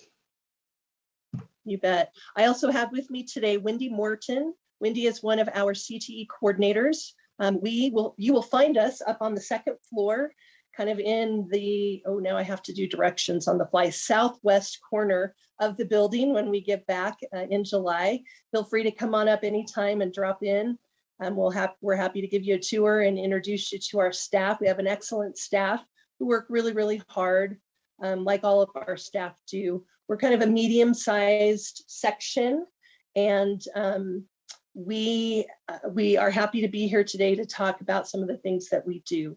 Wendy, I think Jeff is going to run our PowerPoint, if you don't mind, or you can run it as well. Either way, who? Go ahead and share, Wendy. Okay.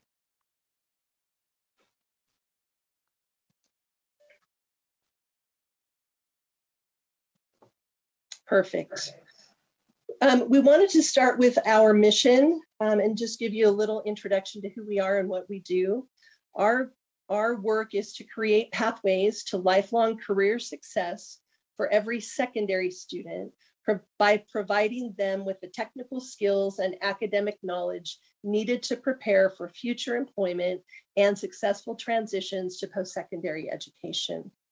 We work in a variety of settings and levels, including middle schools and junior highs with career exploration, also secondary programs, and then with our friends over at the Utah System of Higher Education with post-secondary certificates and degrees.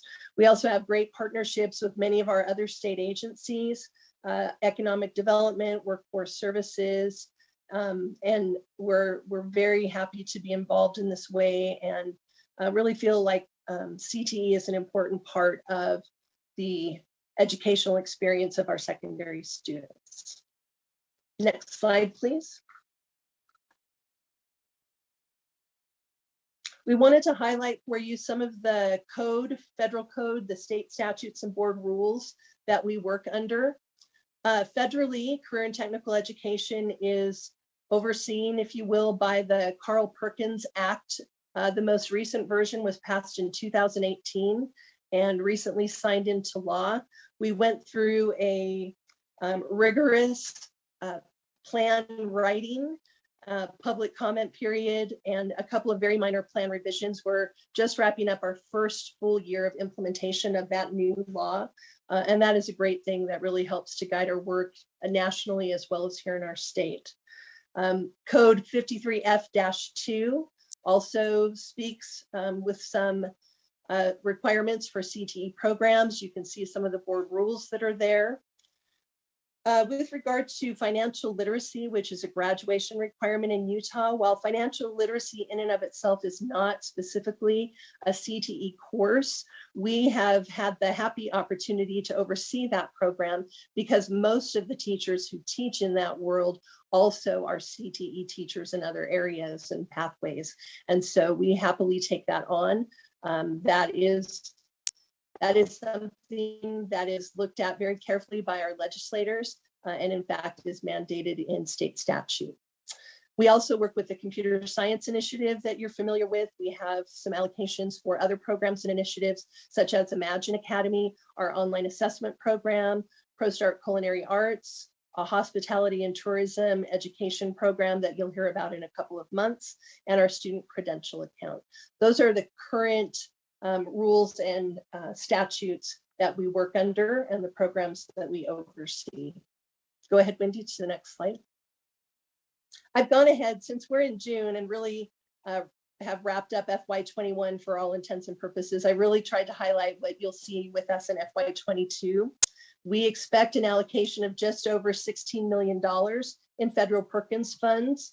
We, USBE, are the eligible recipient for this money. However, this requires partnerships, which we have excellent partnerships with our post-secondary friends in Utah.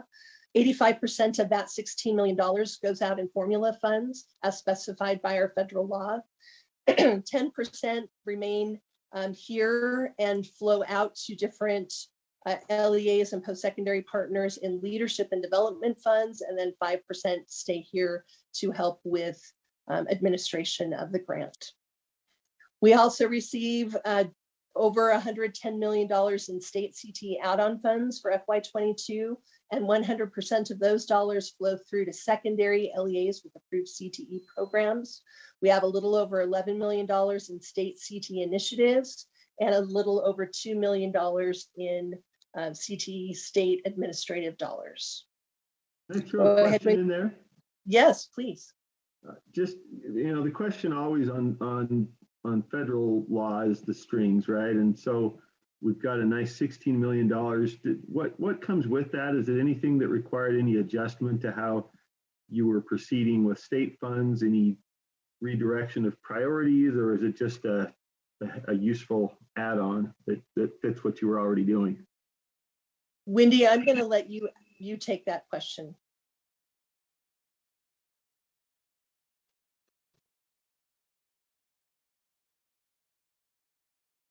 Oh, okay. Oops, sorry. I need to go back now. Sorry, my slides messed up. Let me go back. And then can you restate the question for me again? Sure, and it's probably a long answer. I don't want to derail us. I'm just curious generally whether the new federal funding under the Perkins Act required any readjustment of priorities, anything, that was different than what you would do with state money. Is there any change that came with those funds? So the biggest change that came with the funds under Perkins 5 is that there's some specific language with ties around CTE programs to post-secondary programs. So there's a requirement to have some linkages between secondary and post-secondary within Perkins approved programs. And this in Utah was really actually easy for us to adopt because of our concurrent enrollment program that's been in place for many, many years. Prior to Perkins 5, however, though, it was not part of the requirements. So it wasn't really a gap for us, but it was something that we had to sort of articulate a little bit in our plan about how we do things in Utah. Also, I would say the most significant portion is the fact that local recipients, so the 85% that Talia talked about flowing through to secondary and post-secondary institutions, is required to be tied to a local needs assessment. So the subrecipients actually have to complete a local needs assessment every other year in order to receive the funds, and then they apply for those funds based off the needs and gaps identified in that needs assessment. So I would say that is the most significant change, those two items. Gotcha, thank you. Very, very helpful. Sorry to slow you down, Talia. No worries, go ahead to the next slide, Wendy. Wendy is our Perkins guru. She knows all things Perkins. We wanted to highlight our staffing for you. You can see our org chart over to the right. We have just under 22 FTEs. Some are paid out of federal dollars. The majority are paid out of state dollars. And you can see how that breaks down there. Go ahead, Wendy. I wanted to share with you, this is actually old data now. Speaking of data, as you were talking to Assistant Superintendent Darren Nelson, this is 1920 school year data. We will have some data based on this current school year that's just wrapping up later in the summer, and we'll update that.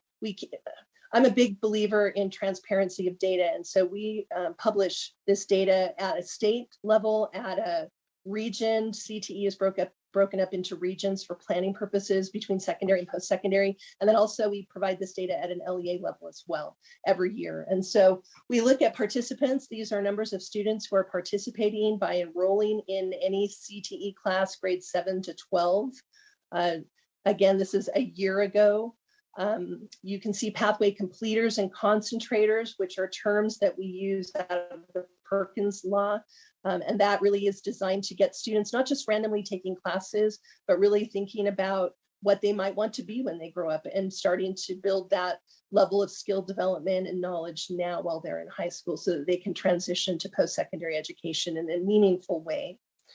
We have our skill certification program, which is an online assessment program for every CTE class. You can see that those numbers are very, very low as compared to usual years because of COVID impact. These are usually done at the end of a semester, a trimester, or at the end of a year. In the case of year-long courses, those numbers are significantly lower than usual. They've already come back up to near normal for this year. So this is definitely an anomaly for this 1920 school year. And our industry certifications, the same thing, very, very low compared to usual.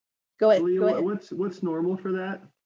Yeah, I knew you were going to ask that question. Usually it's just a guess. Usually it's over. Yeah, usually it's over 100,000. I can get you exact numbers in just a second. Usually it's well over 100,000 in terms of skill certifications passed, and over almost to 20,000 in terms of industry certifications. So you can see we were very low for that 1920 school year. Roughly half. Okay, thanks. Yeah, I don't need the specific numbers. Yeah, again, we're looking at those in real time right now, and they are near normal for what we would usually expect to see for the recent school year. Over 90,000 CTE concurrent enrollment credits earned. CTE plays a large role in concurrent enrollment. Career and technical student organizations, so these are CTSOs. We have 8 organizations in the state of Utah, ranging from DECA, I'll count them out. So DECA for our marketing education students, FBLA for business students, HOSA for health science students, FFA for our agriculture education students, TSA for our engineering students, Skills USA for our trades. I always hate to use that term, but for our skilled and technical students, Educators Rising for our students interested in going into educational professions, and FCCLA, which is for our family and consumer science students. So those are the 8 students. We have seen a little dip in this number this current school year that we're in. I think advisors and students, because of the virtual nature that we were in this year, struggled a little bit to engage, and we're working on finding some ways to re-engage students for next year and try to bring those numbers back up. CTSOs, I'm a huge fan. CTSOs play a really important part of student leadership and not just competitions, but really that leadership and service component. If you've never been to a state CTSO event, I encourage you to go. It's a wonderful thing. I always come away really feeling secure about the future of our country when I watch those students participate in those conferences. And then and I mentioned this to Superintendent Nielsen, but I love the intersection of student participation in especially that new Educators Rising as a way of career planning, and also addressing the teacher shortage. I have a daughter who participated in that, and I love that addition to your program, and hope that does some things to help people understand what a great opportunity that teaching profession is. That's a beautiful addition. So thank you. I have felt strongly about this and trying to integrate it into our state for the last 20 years. And I'm glad we're able to do that and move that forward. It's a great thing. Finally, I wanted to point out 96.3% graduation rate for students who are CTE concentrators. And so you might remember that the usual graduation rate, just overall, the general graduation rate is in the 88-89% range. And so we see a significant increase in students who take just a couple of classes within a CTE pathway, the same pathway. They're engaged in school, they love coming to school, they're finding purpose in what they're learning, and they stay in school. And that's something that we're really proud of. This is a number that we report every year to the legislature. LEAs delivered in 1920 school year, 93% of all CTE in grades 9 through 12, 7% was delivered by the technical colleges and the USHE institutions. Again, we have wonderful partnerships with those colleges and universities, and we are so happy to have them on board, offering options for our students all across the state. Next slide, Wendy. The last thing we wanted to highlight for you this morning is how career and technical education aligns to the board's strategic goals. I'm going to start with the easy one, which is early learning. Our impact in this one is relatively limited. As I was preparing the PowerPoint and reread the definition for that, it really is focused on K-3. There are some pieces that we play into, and that has to do with keyboarding, kind of that K-12 look at keyboarding. Keyboarding is an essential skill in today's world, and really making sure that students know how to do more than hunt and peck on a keyboard. I always, anytime I talk at keyboarding, I remember my mother when I was in early junior high school, requiring that I took a typing class. I'm very old, so I had to take a typing class. We fortunately had at least electronic typewriters back then, but I begged and begged to get out of that class, and she would not let me get out and told me that would be a skill I would need for the rest of my life. And she was correct.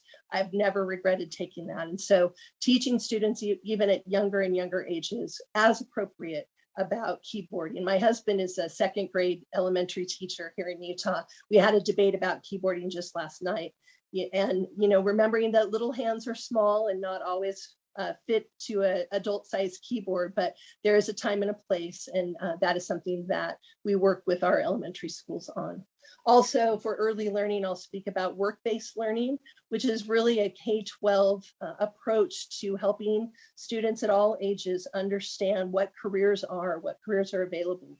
Generally, when I talk to students at any level about careers, they kind of know what they've had exposure to, and that's really their limit.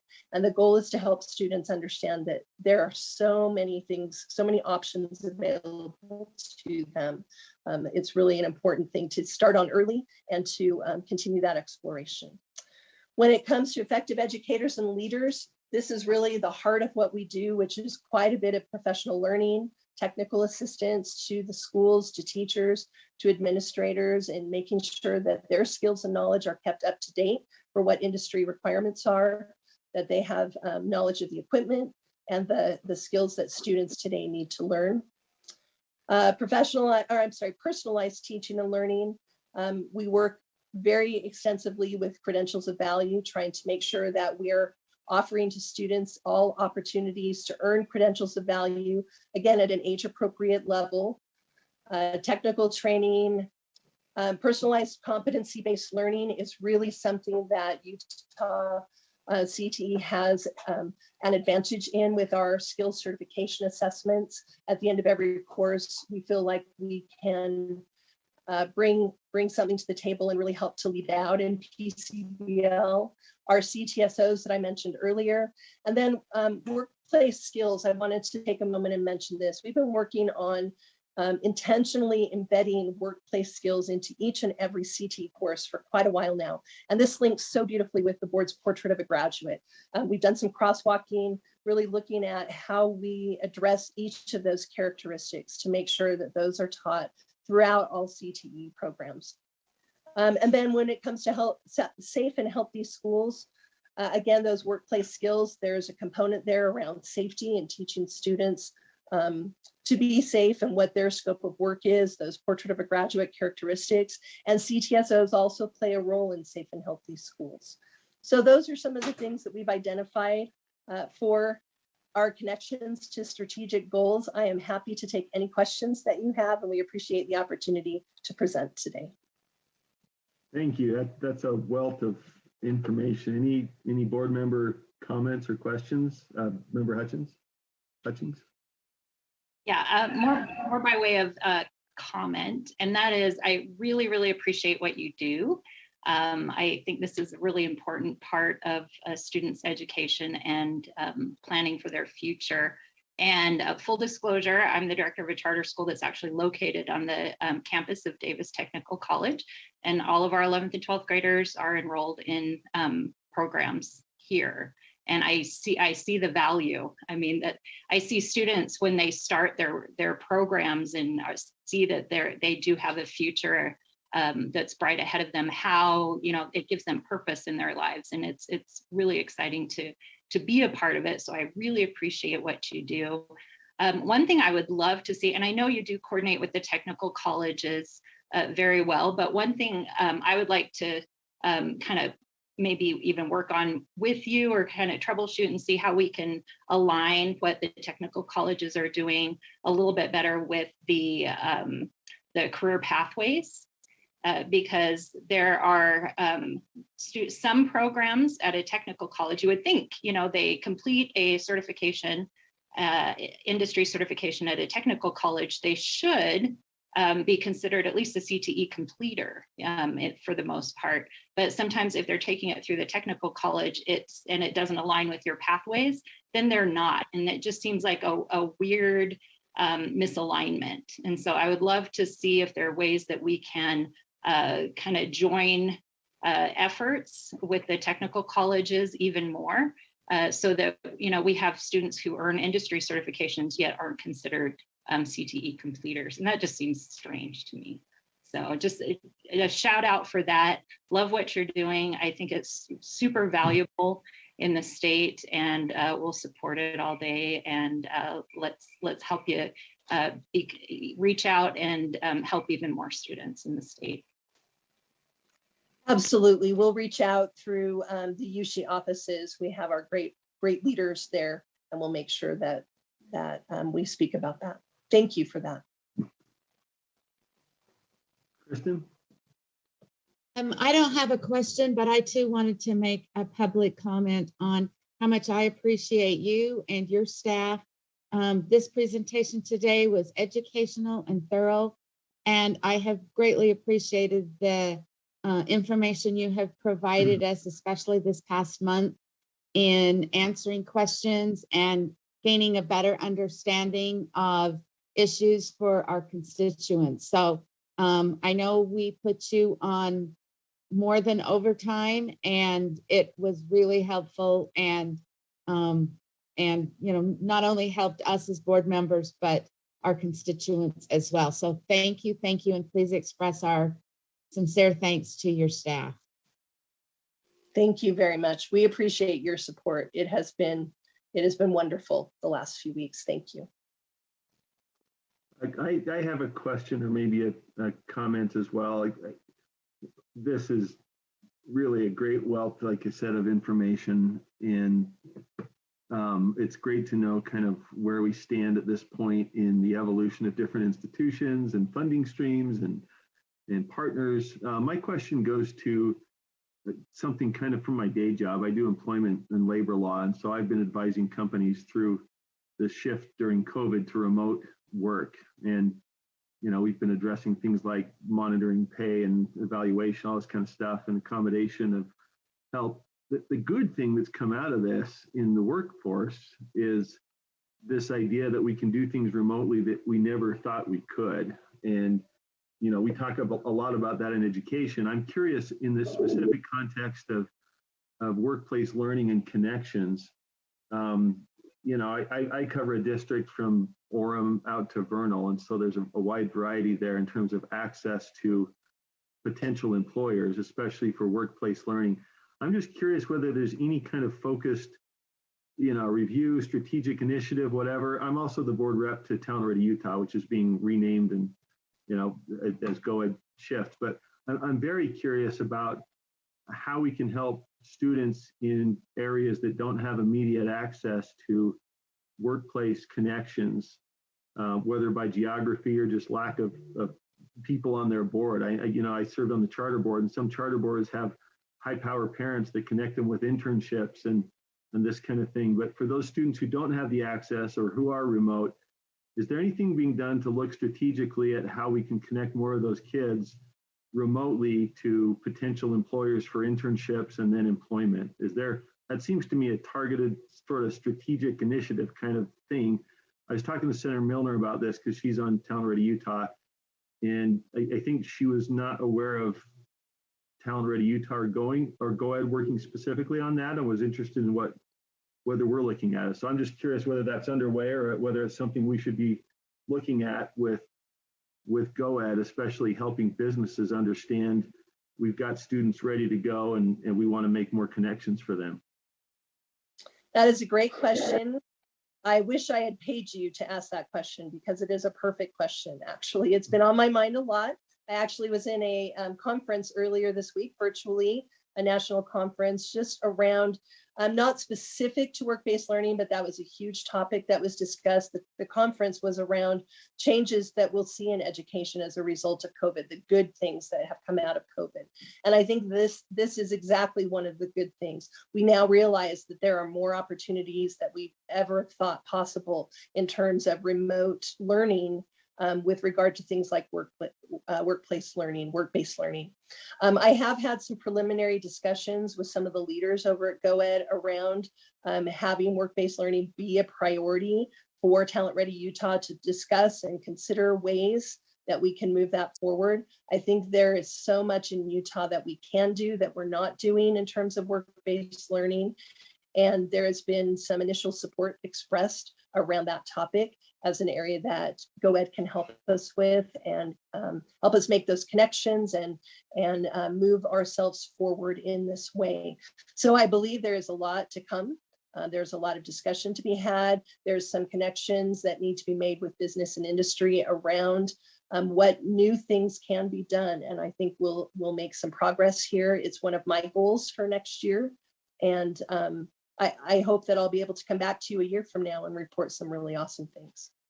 Well, thank you. And I'd love to help there, working with Director Hemmert or the chambers. And I'm a member of the Salt Lake and Utah Valley chambers and served on Ed Connection committees and found that there was more that could be done there, I think, to help them understand what amazing students we have that are thirsty and ready to connect and might not have the opportunity just based on where they are. It could be anywhere from Vernal to West Valley where they're just, not naturally connected. So I'd love to work with you on that as well. Well, thank you. Thank you very much. Any final questions on that one? Thanks for having us today. Well, thank you. One last item on the agenda, and this was a discussion item that we've been talking about a little bit, and I think Superintendent Stallings is going to address this one, and we had some good backup material. So thank you and I apologize. Chair Huntsman was pretty sure we wouldn't take 3 hours, but I'm not doing a very good job at speeding us along. This stuff's too interesting. So my apologies, but I asked partly for this one because I ended up on kind of a informal group that was involved in Representative Pulsipher's legislation that was responding to a legislative audit and some other concerns about the burden of information reporting and reports and assurances and surveys and all the things that need to be gathered in order to help our state board and office do their work. And yet, as we deal with mandates rolling down from the federal government, from the state government, and then we putting that into effect and making sure we have visibility on where the money goes and making sure that we have a return on the investment, it just kind of accumulates. And so that was a discussion that was sort of let's take a look at where all these reporting and assurance and information requirements are coming from and see if we can reassess. And so we heard from a lot of local charter leaders, district leaders, large and small, and that resulted in 3 bills that Representative Pulsipher sponsored. And so a couple of those gave direction to the board. And sorry, I'm kind of rambling here, Angie, but I was involved in those discussions for a few months, so I kind of know the backstory. And the legislative audit came down about the same time and reviewed the number of reports required. They counted about 350, but said they weren't exactly sure. And so they gave some direction and other suggestions. So this is just an opportunity to take a look at where we are, again, with requirements for LEAs that are all intended to give visibility and accountability. and yet sort of tend to accumulate. So I know part of this that we were hearing about was how USIMS will affect this. And I felt as on finance and recommended Chair Huntsman that we take a look at this. I know activity is also being done elsewhere to review the existing reports.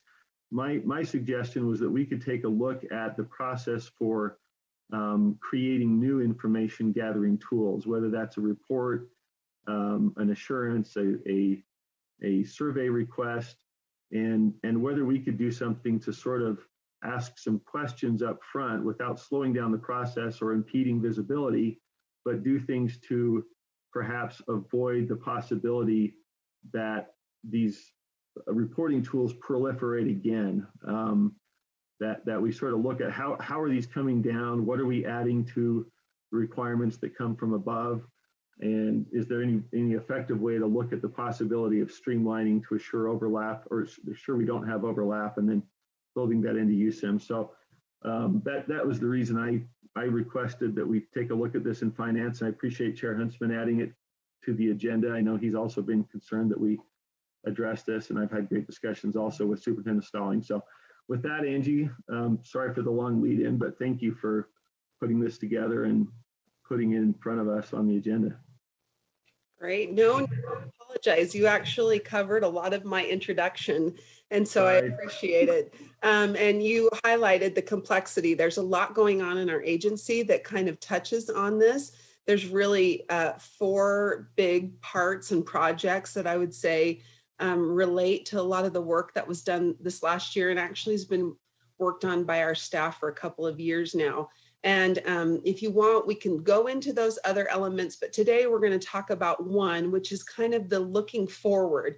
How are we going to address reporting or identifying reporting requirements on LEAs moving forward on any of your board rules that are amended or enacted?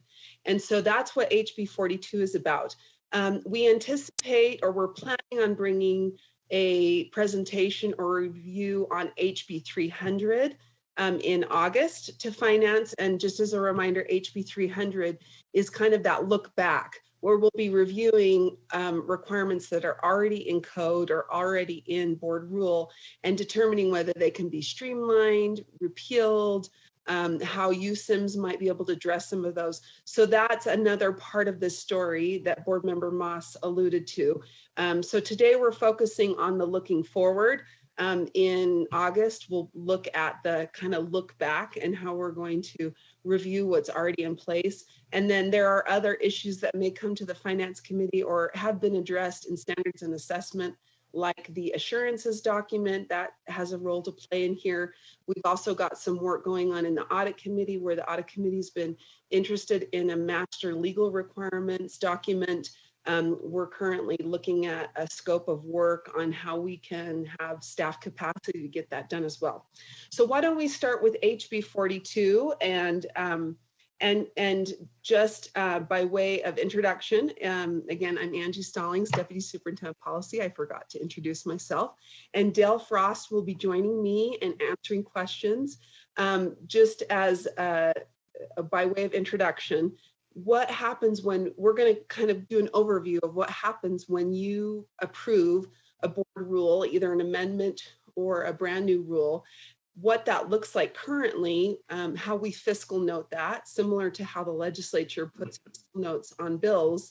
You may or may not know that we also provide a fiscal analysis that's filed with the rule, with the Office of Administrative Rules, and made available to the public. And so we're going to be talking about what we currently do. And then at the end, we'll discuss some options that you may consider, and you as board members may have options that we haven't even considered yet. So first, I'll just give a quick overview of the legislation and trying to get it to move. Oh, there we go. I'll do a quick overview of what the legislation requires, and then I'll turn it over to Dale to talk about what we currently do as far as fiscal noting or acknowledging reporting requirements. So HB 42 again requires the board to establish a policy or procedures to evaluate the impact on LEAs of any report that's required by board rule. And that bill also repealed 5 reporting requirements that staff identified and reported to the Education Interim Committee. You can see here, this is just, it's a pretty short section. It's only about 9 to 10 lines that were in the legislation. But the first thing is that definition of a proposed report. It is limited to just those things that are enacted in board rule. So we're not talking about, say, surveys that are created outside of board rule or something that's required by federal law only or by code only. It would have to be something, a report that's actually either added to or enacted by board rule. The next thing is just this requirement that you establish a policy or procedures. And so we're going to talk about the current procedure that's used to fiscal note or to identify those requirements. And then the last, you can see that the statute required, as we're doing that reporting requirements analysis, to look at at least the impact that's described there. So you can see it's to consider the estimated cost to an LEA that's associated with the report, the estimated time that an LEA administrator will have to spend in creating the report, and then last, any disproportionate impact that the report may have on a smaller LEA, for example, or due to their size or location or other factor. So now I'm going to turn the time over to Dale to kind of talk about our current process and how we might either amend our current process, which is one option, or look at something. We have a second option that's completely outside of the current administrative or rulemaking process. So Dale, if you'd like to go ahead. Thank you, Superintendent Stallings, Chair Moss, members of the committee. It's a pleasure to be with you. Can you hear me? Just want to make sure. Okay, great. So this very complicated chart here, I did not make this chart. This is provided by the Office of Administrative Rules, and this applies to all agencies. And my purpose over the next few slides is to kind of give you an overview and kind of compare and contrast what is required, or how USBE's process actually provides additional public input than what's required of other agencies, and that will factor into why you may not see the fiscal analyses now, and then kind of your considerations for how we move forward. So you know, normally the legislature will delineate specific authority for a program for rulemaking. It's my understanding that the board actually has, compared to many agencies, fairly broad rulemaking authority, but there are many times where there's a bill that will require the board to amend or create rule. I was thinking about the 4 rules that you discussed today. All of those are a result of a specific bill. And then, so going back to what Superintendent or Deputy Superintendent Stallings said, the language only requires this kind of new report on reporting requirements if this is the board adding something above and beyond legislation or federal code. And that is important because a lot of our changes to rule are actually a result of legislation. So if you see here in this chart here, so go to the next slide, please, Angie. You'll see this section under pre-proposal. This is when an agency would work on a rule and interact with stakeholders. But this doesn't have to be in the public sphere. All of your processes that you're familiar with, whether at the committee level or at the board level, are part of this pre-proposal process. So, you know, normally, you know, an agency can work with stakeholders, draft a rule, and the first time that it's publicly available is when it's actually put on the bulletin for public notice. Where in contrast, USBE through Civic Clerk and through our meetings, there are at least 2, often more times when a rule change is publicly available. And so when an agency so we pass a rule, and at that time is when we're legally required to provide an analysis to the Office of Administrative Rules. You'll see on the chart next slide, it says Division of Administrative Rules. I think that may be slightly outdated, but I don't know. But we're talking about the Office of Administrative Rules. They will review, so the main, that kind of language will be the rule change that we provide, and then a summary of the rule change, whether it's an amendment or new, and then a fiscal analysis, basically, and we'll go through a couple examples. But we have to, as an agency, give our estimate on how this would impact state efforts, local education agencies, small businesses, large businesses, what are the compliance costs? And that's part of this analysis. That's part of this proposal column that you see right there. Then I think you kind of heard Jeff talking about this yesterday in relation to your equity rules. There's a public reporting comment period that's at least 30 days. The Office of Administrative Rules, they publish in their bulletin bi-monthly proposed rules. And so often I have to provide these kind of analyses to try to hit either the 1st or the 15th. Those are some of my deadlines. And Angie's team is very, very helpful in that. Then, there's public comment, but because there's so much public comment and vetting on the front end, we rarely have to go through this other process on, the consideration side and adoption side, where we have to come back and change a rule. Every once in a while, there are those times, but I would say it's a minority of situations.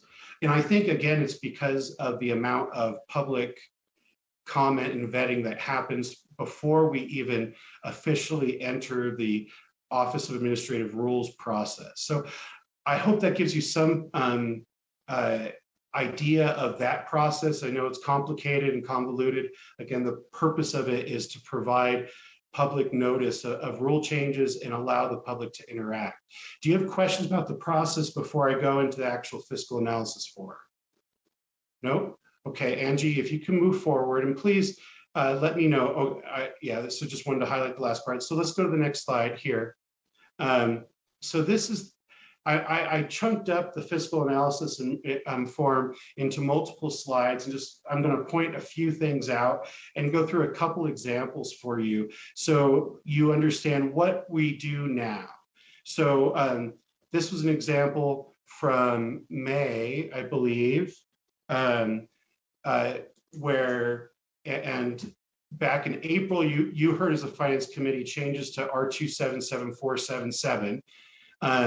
As you see at the top, we have to indicate whether it's an amendment to an existing rule, a repeal, or a new rule. We don't have to do this if it's a straight continuation of a rule and there are no changes. There's contact information, and let's go to the next slide.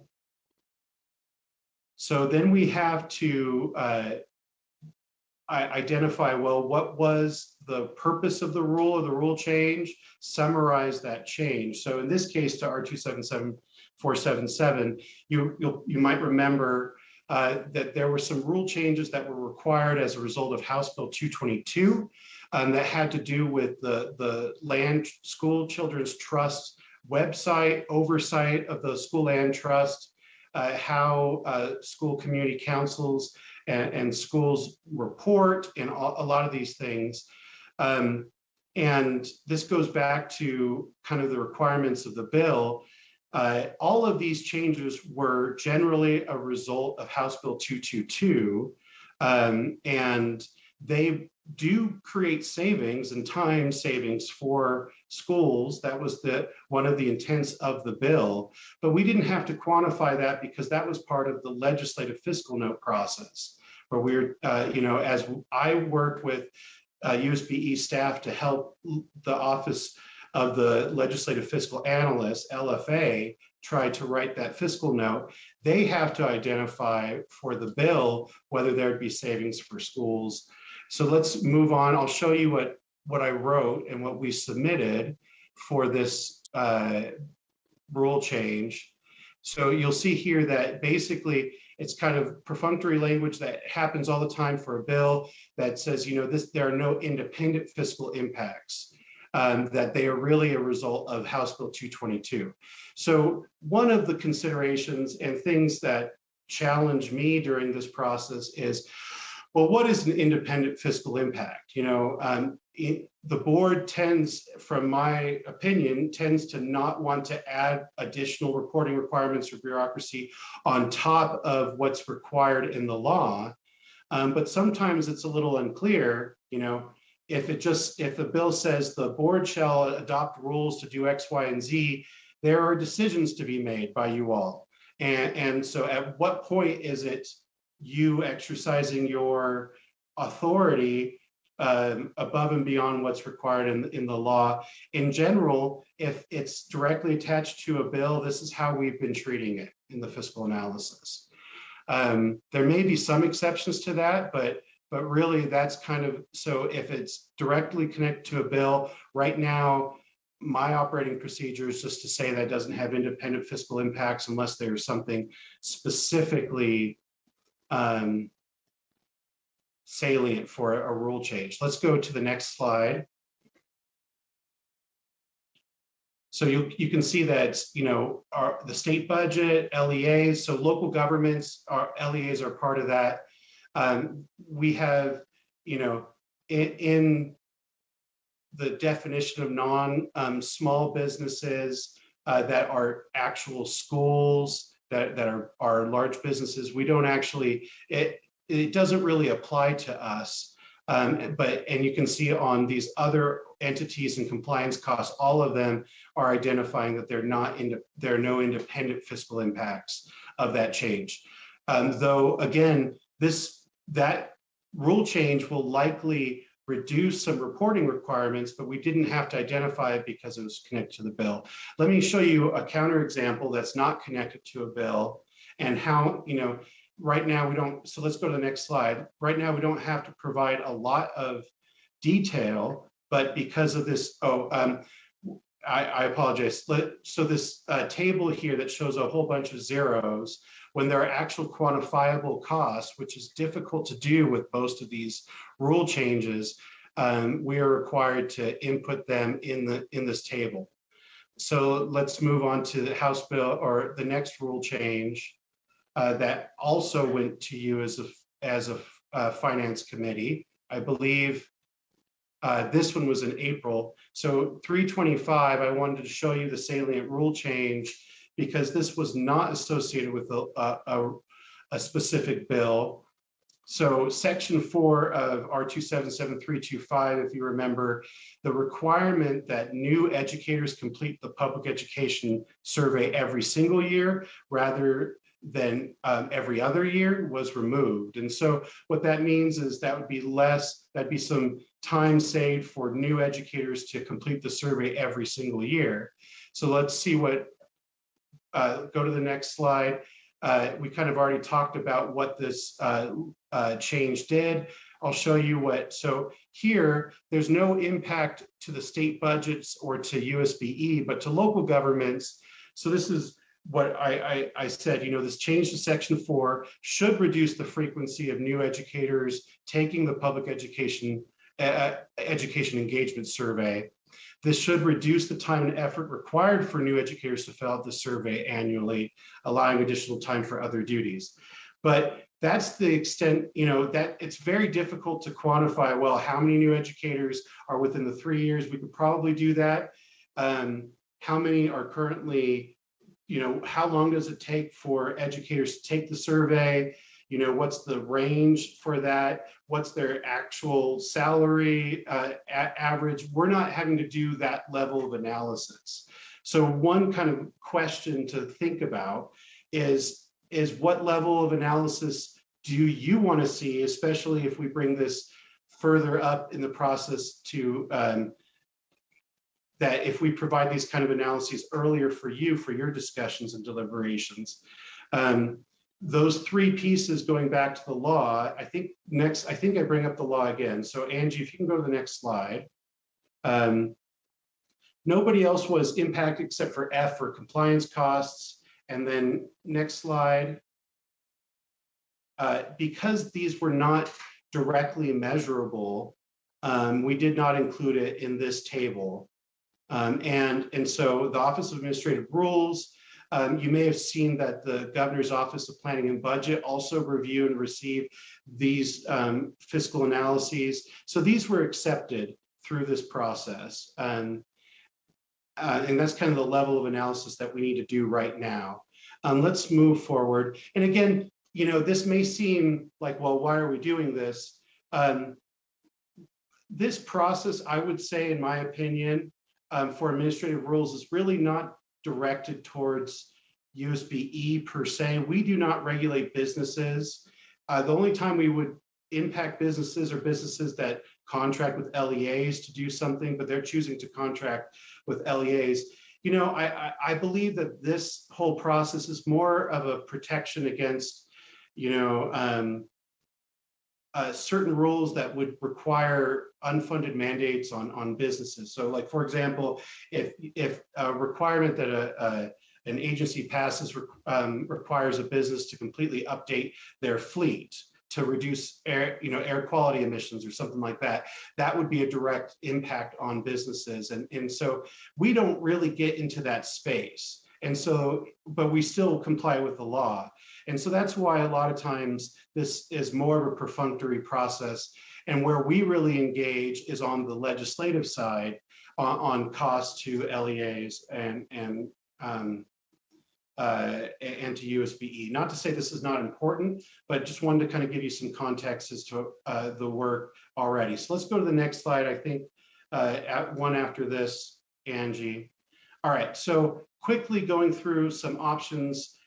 When we brainstormed what could we do to comply with these requirements of the law, we came up with two options. Basically, the first one is this form that I showed you already. We could include the additional, so option one would be that we would include the required information in the law in this rules submission. So for example, we would provide in that example, so for House Bill 222, it would just say no independent impacts on LEA reporting requirements, but the rule change that didn't connect to a piece of legislation, we would probably go into a little more detail about how long does it take for an educator to fill that,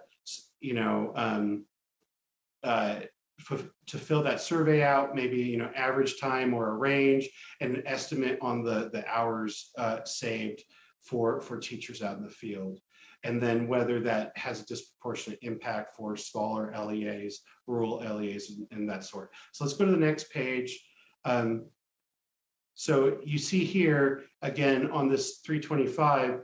All I had was one sentence on what we think the impacts would be, but we would need to flesh that out. So that's really what the example, the first example. And again, I think these are a minority of rule changes.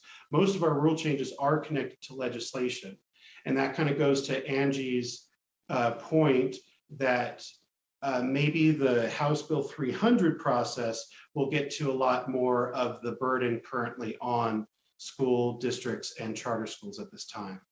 But the second option we were thinking about is to add fiscal and LEA reporting impact information as required by this new law to your committee agenda memos for new and amended rules. So you have your memo right now. So next slide here. Right now, it's pretty much that there's a recommended action, some background, and a contact.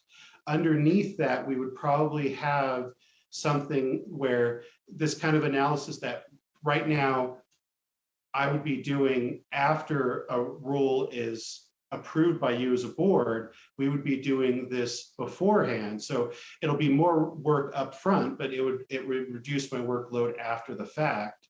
And this might actually help you in your deliberations and discussions. So if it's connected to a piece of legislation, it would probably say something similar about no independent impacts. But for those that are not, we would, and it does impact reporting requirements or impact LEA costs, we would try to estimate that. So one consideration for you, if you want to go down this path, next slide, is the timing of this. So I had mentioned a few times the LFA fiscal note process. So here's the actual fiscal note for House Bill 42. Angie had noted that there were 5 reports that were eliminated from House Bill 42. Our estimate by the state, LFA's estimate, which we helped them try to get to, was that this would reduce our costs at USBE by about $14,000. And then there are reductions in LEA costs as well.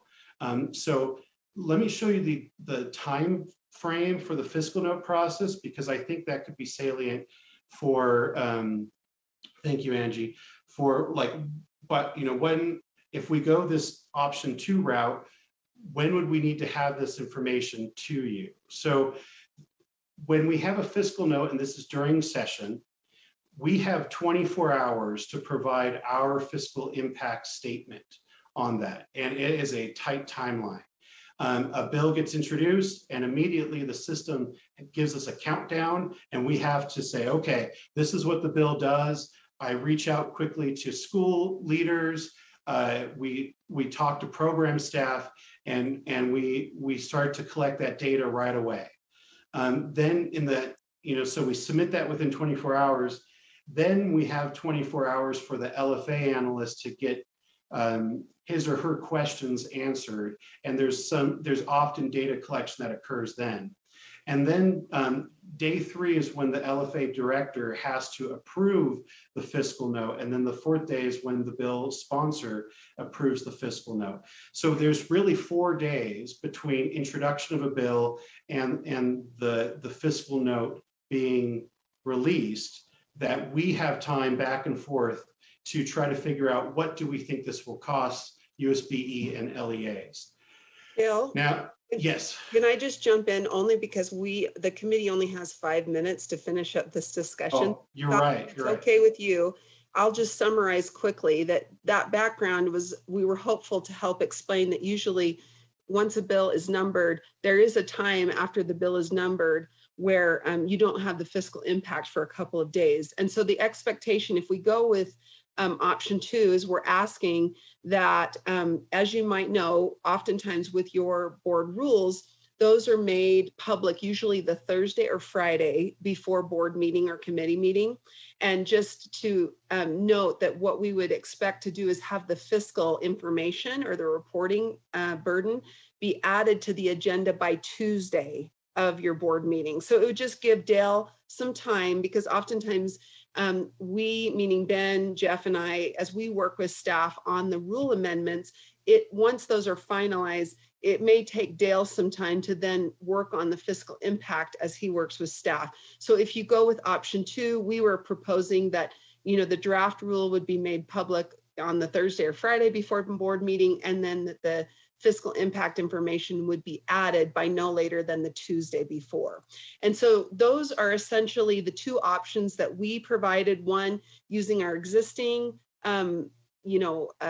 fiscal impact statements, but adding additional information, or the second option would be to add some information on the front end to the board memos so that you have that when you're discussing the rule in board committee. Then also we understand that you all might have a different direction or other ideas. So that would be a third option for your discussion.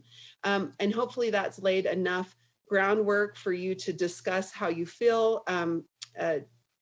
Chair or committee chair Moss, Dale and I are available for questions or to help facilitate your discussion of what you'd like us to do.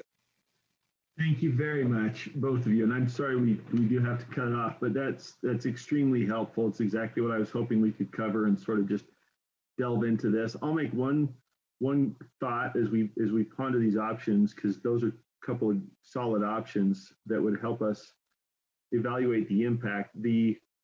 We may want to think about some of the questions that are being asked pursuant to HB 300 for the potential to consolidate existing reports, and look at those questions in the context of going forward on 42. Some of those questions, in addition to the impact, and part of I need to wrap up here, but in addition to looking at the estimated impact, we might look at the internal questions that 300 lays out. For example, where does the request come from? Is it a bill? What's the extent of that demand? Is the information in the report otherwise available or could be obtained another way? That would take it from an isolated review of a particular rule or bill and put it in the cross-agency question and context. Is this available elsewhere? Can things be consolidated?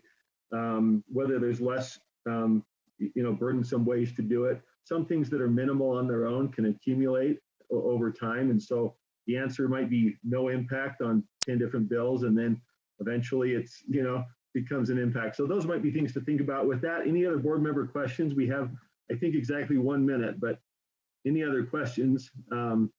If not, I think these are things to think about and have some discussion and then come back in August to look about possibly taking action on 42 and considering that with 300. Does that sound right, Superintendent Stallings?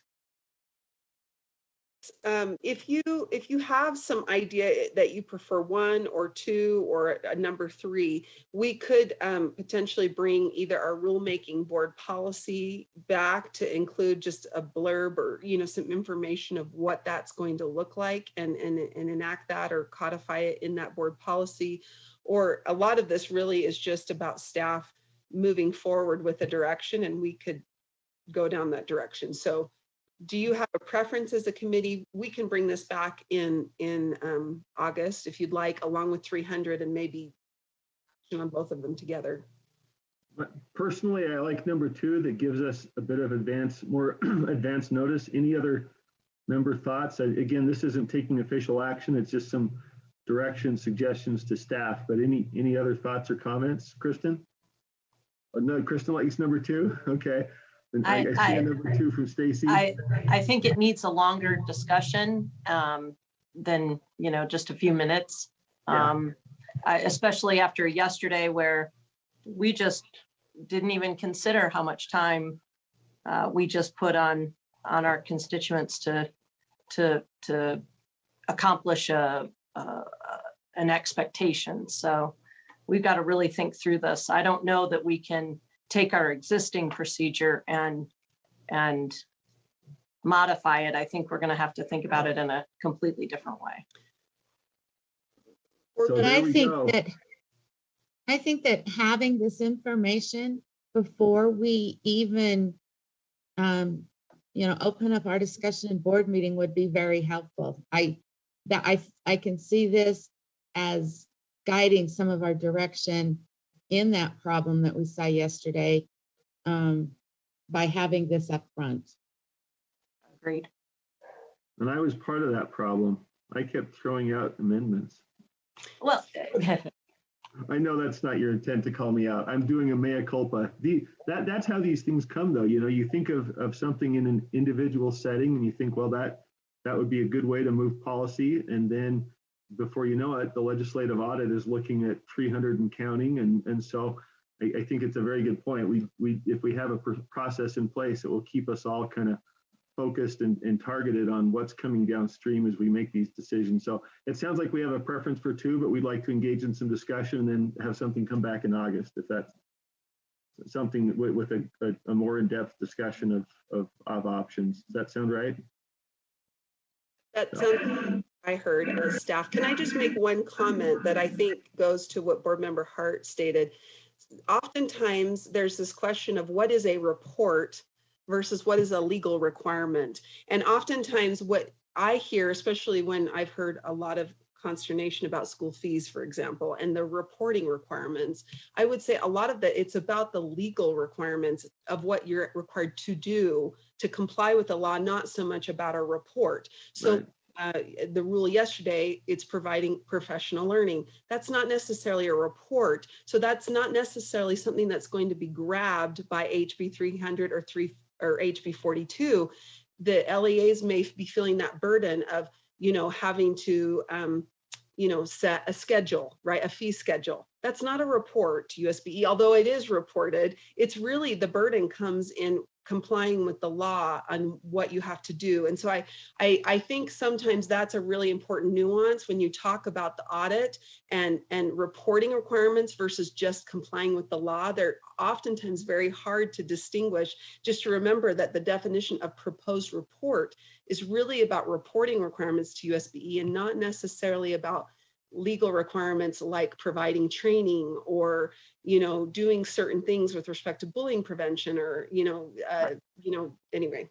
I'm hoping that we can eliminate some of the reports so that we have time for the things that we need to be doing, which includes the training and such. So, but yes, that is they are two separate issues, and we need to be careful not to expect this to really impact some of the real stressors that are created in the other space as well. So that's a very good point. Well, and I wasn't thinking that, yesterday's discussion would be included with this, but I do think it's nice to see right up front, yes, we are creating a report. No, we're not creating a report. Yes, we do have a financial. No, we don't have a financial. So that as we go in, we are more clear on what you were just saying. Superintendent Chair, I know we're over time, but may I quickly add to that Deputy Superintendent Stallings is completely right that the House Bill 42 requirements would not apply to the legal requirements, but we already have to do this fiscal analysis on the legal requirement. And so we'd be bringing both of those pieces to you. So in the case of maybe the equity rule, if there's not really reporting requirements, but there were legal requirements on the professional development, we would have to do our best. And I'll be frank, it kind of scares me, number two, but I think it may be very helpful for that conversation to try to estimate what could this cost to comply. And often it would probably be a range from LEAs, and we would say we heard from 5 LEAs that range from X to Y, and then you can kind of get an idea of where it could be. But yeah, so that is part of our existing, where two kind of impacts both the legal requirements and the reporting requirements. I don't know if that helped.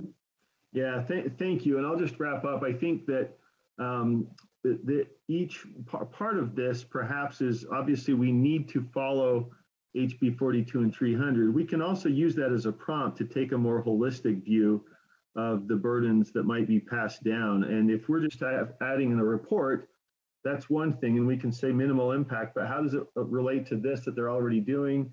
Is there already a channel that might be put into? And so some of those questions we could, I think, raise at our own initiative in the spirit of the legislation.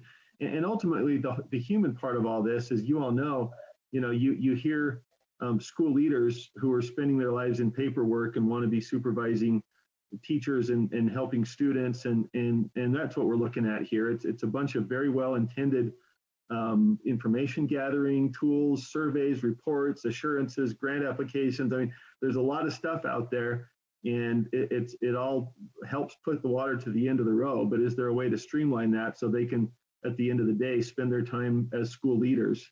And so I think, it's a good opportunity. I really appreciate this as the start of the conversation. And it sounds like we can talk and follow up in August. So thank you all very much for all of your preparation and input and discussion and guidance. And I think we can just move to adjourn, right? Or just call it. Thank you all. All right. Talk to you soon.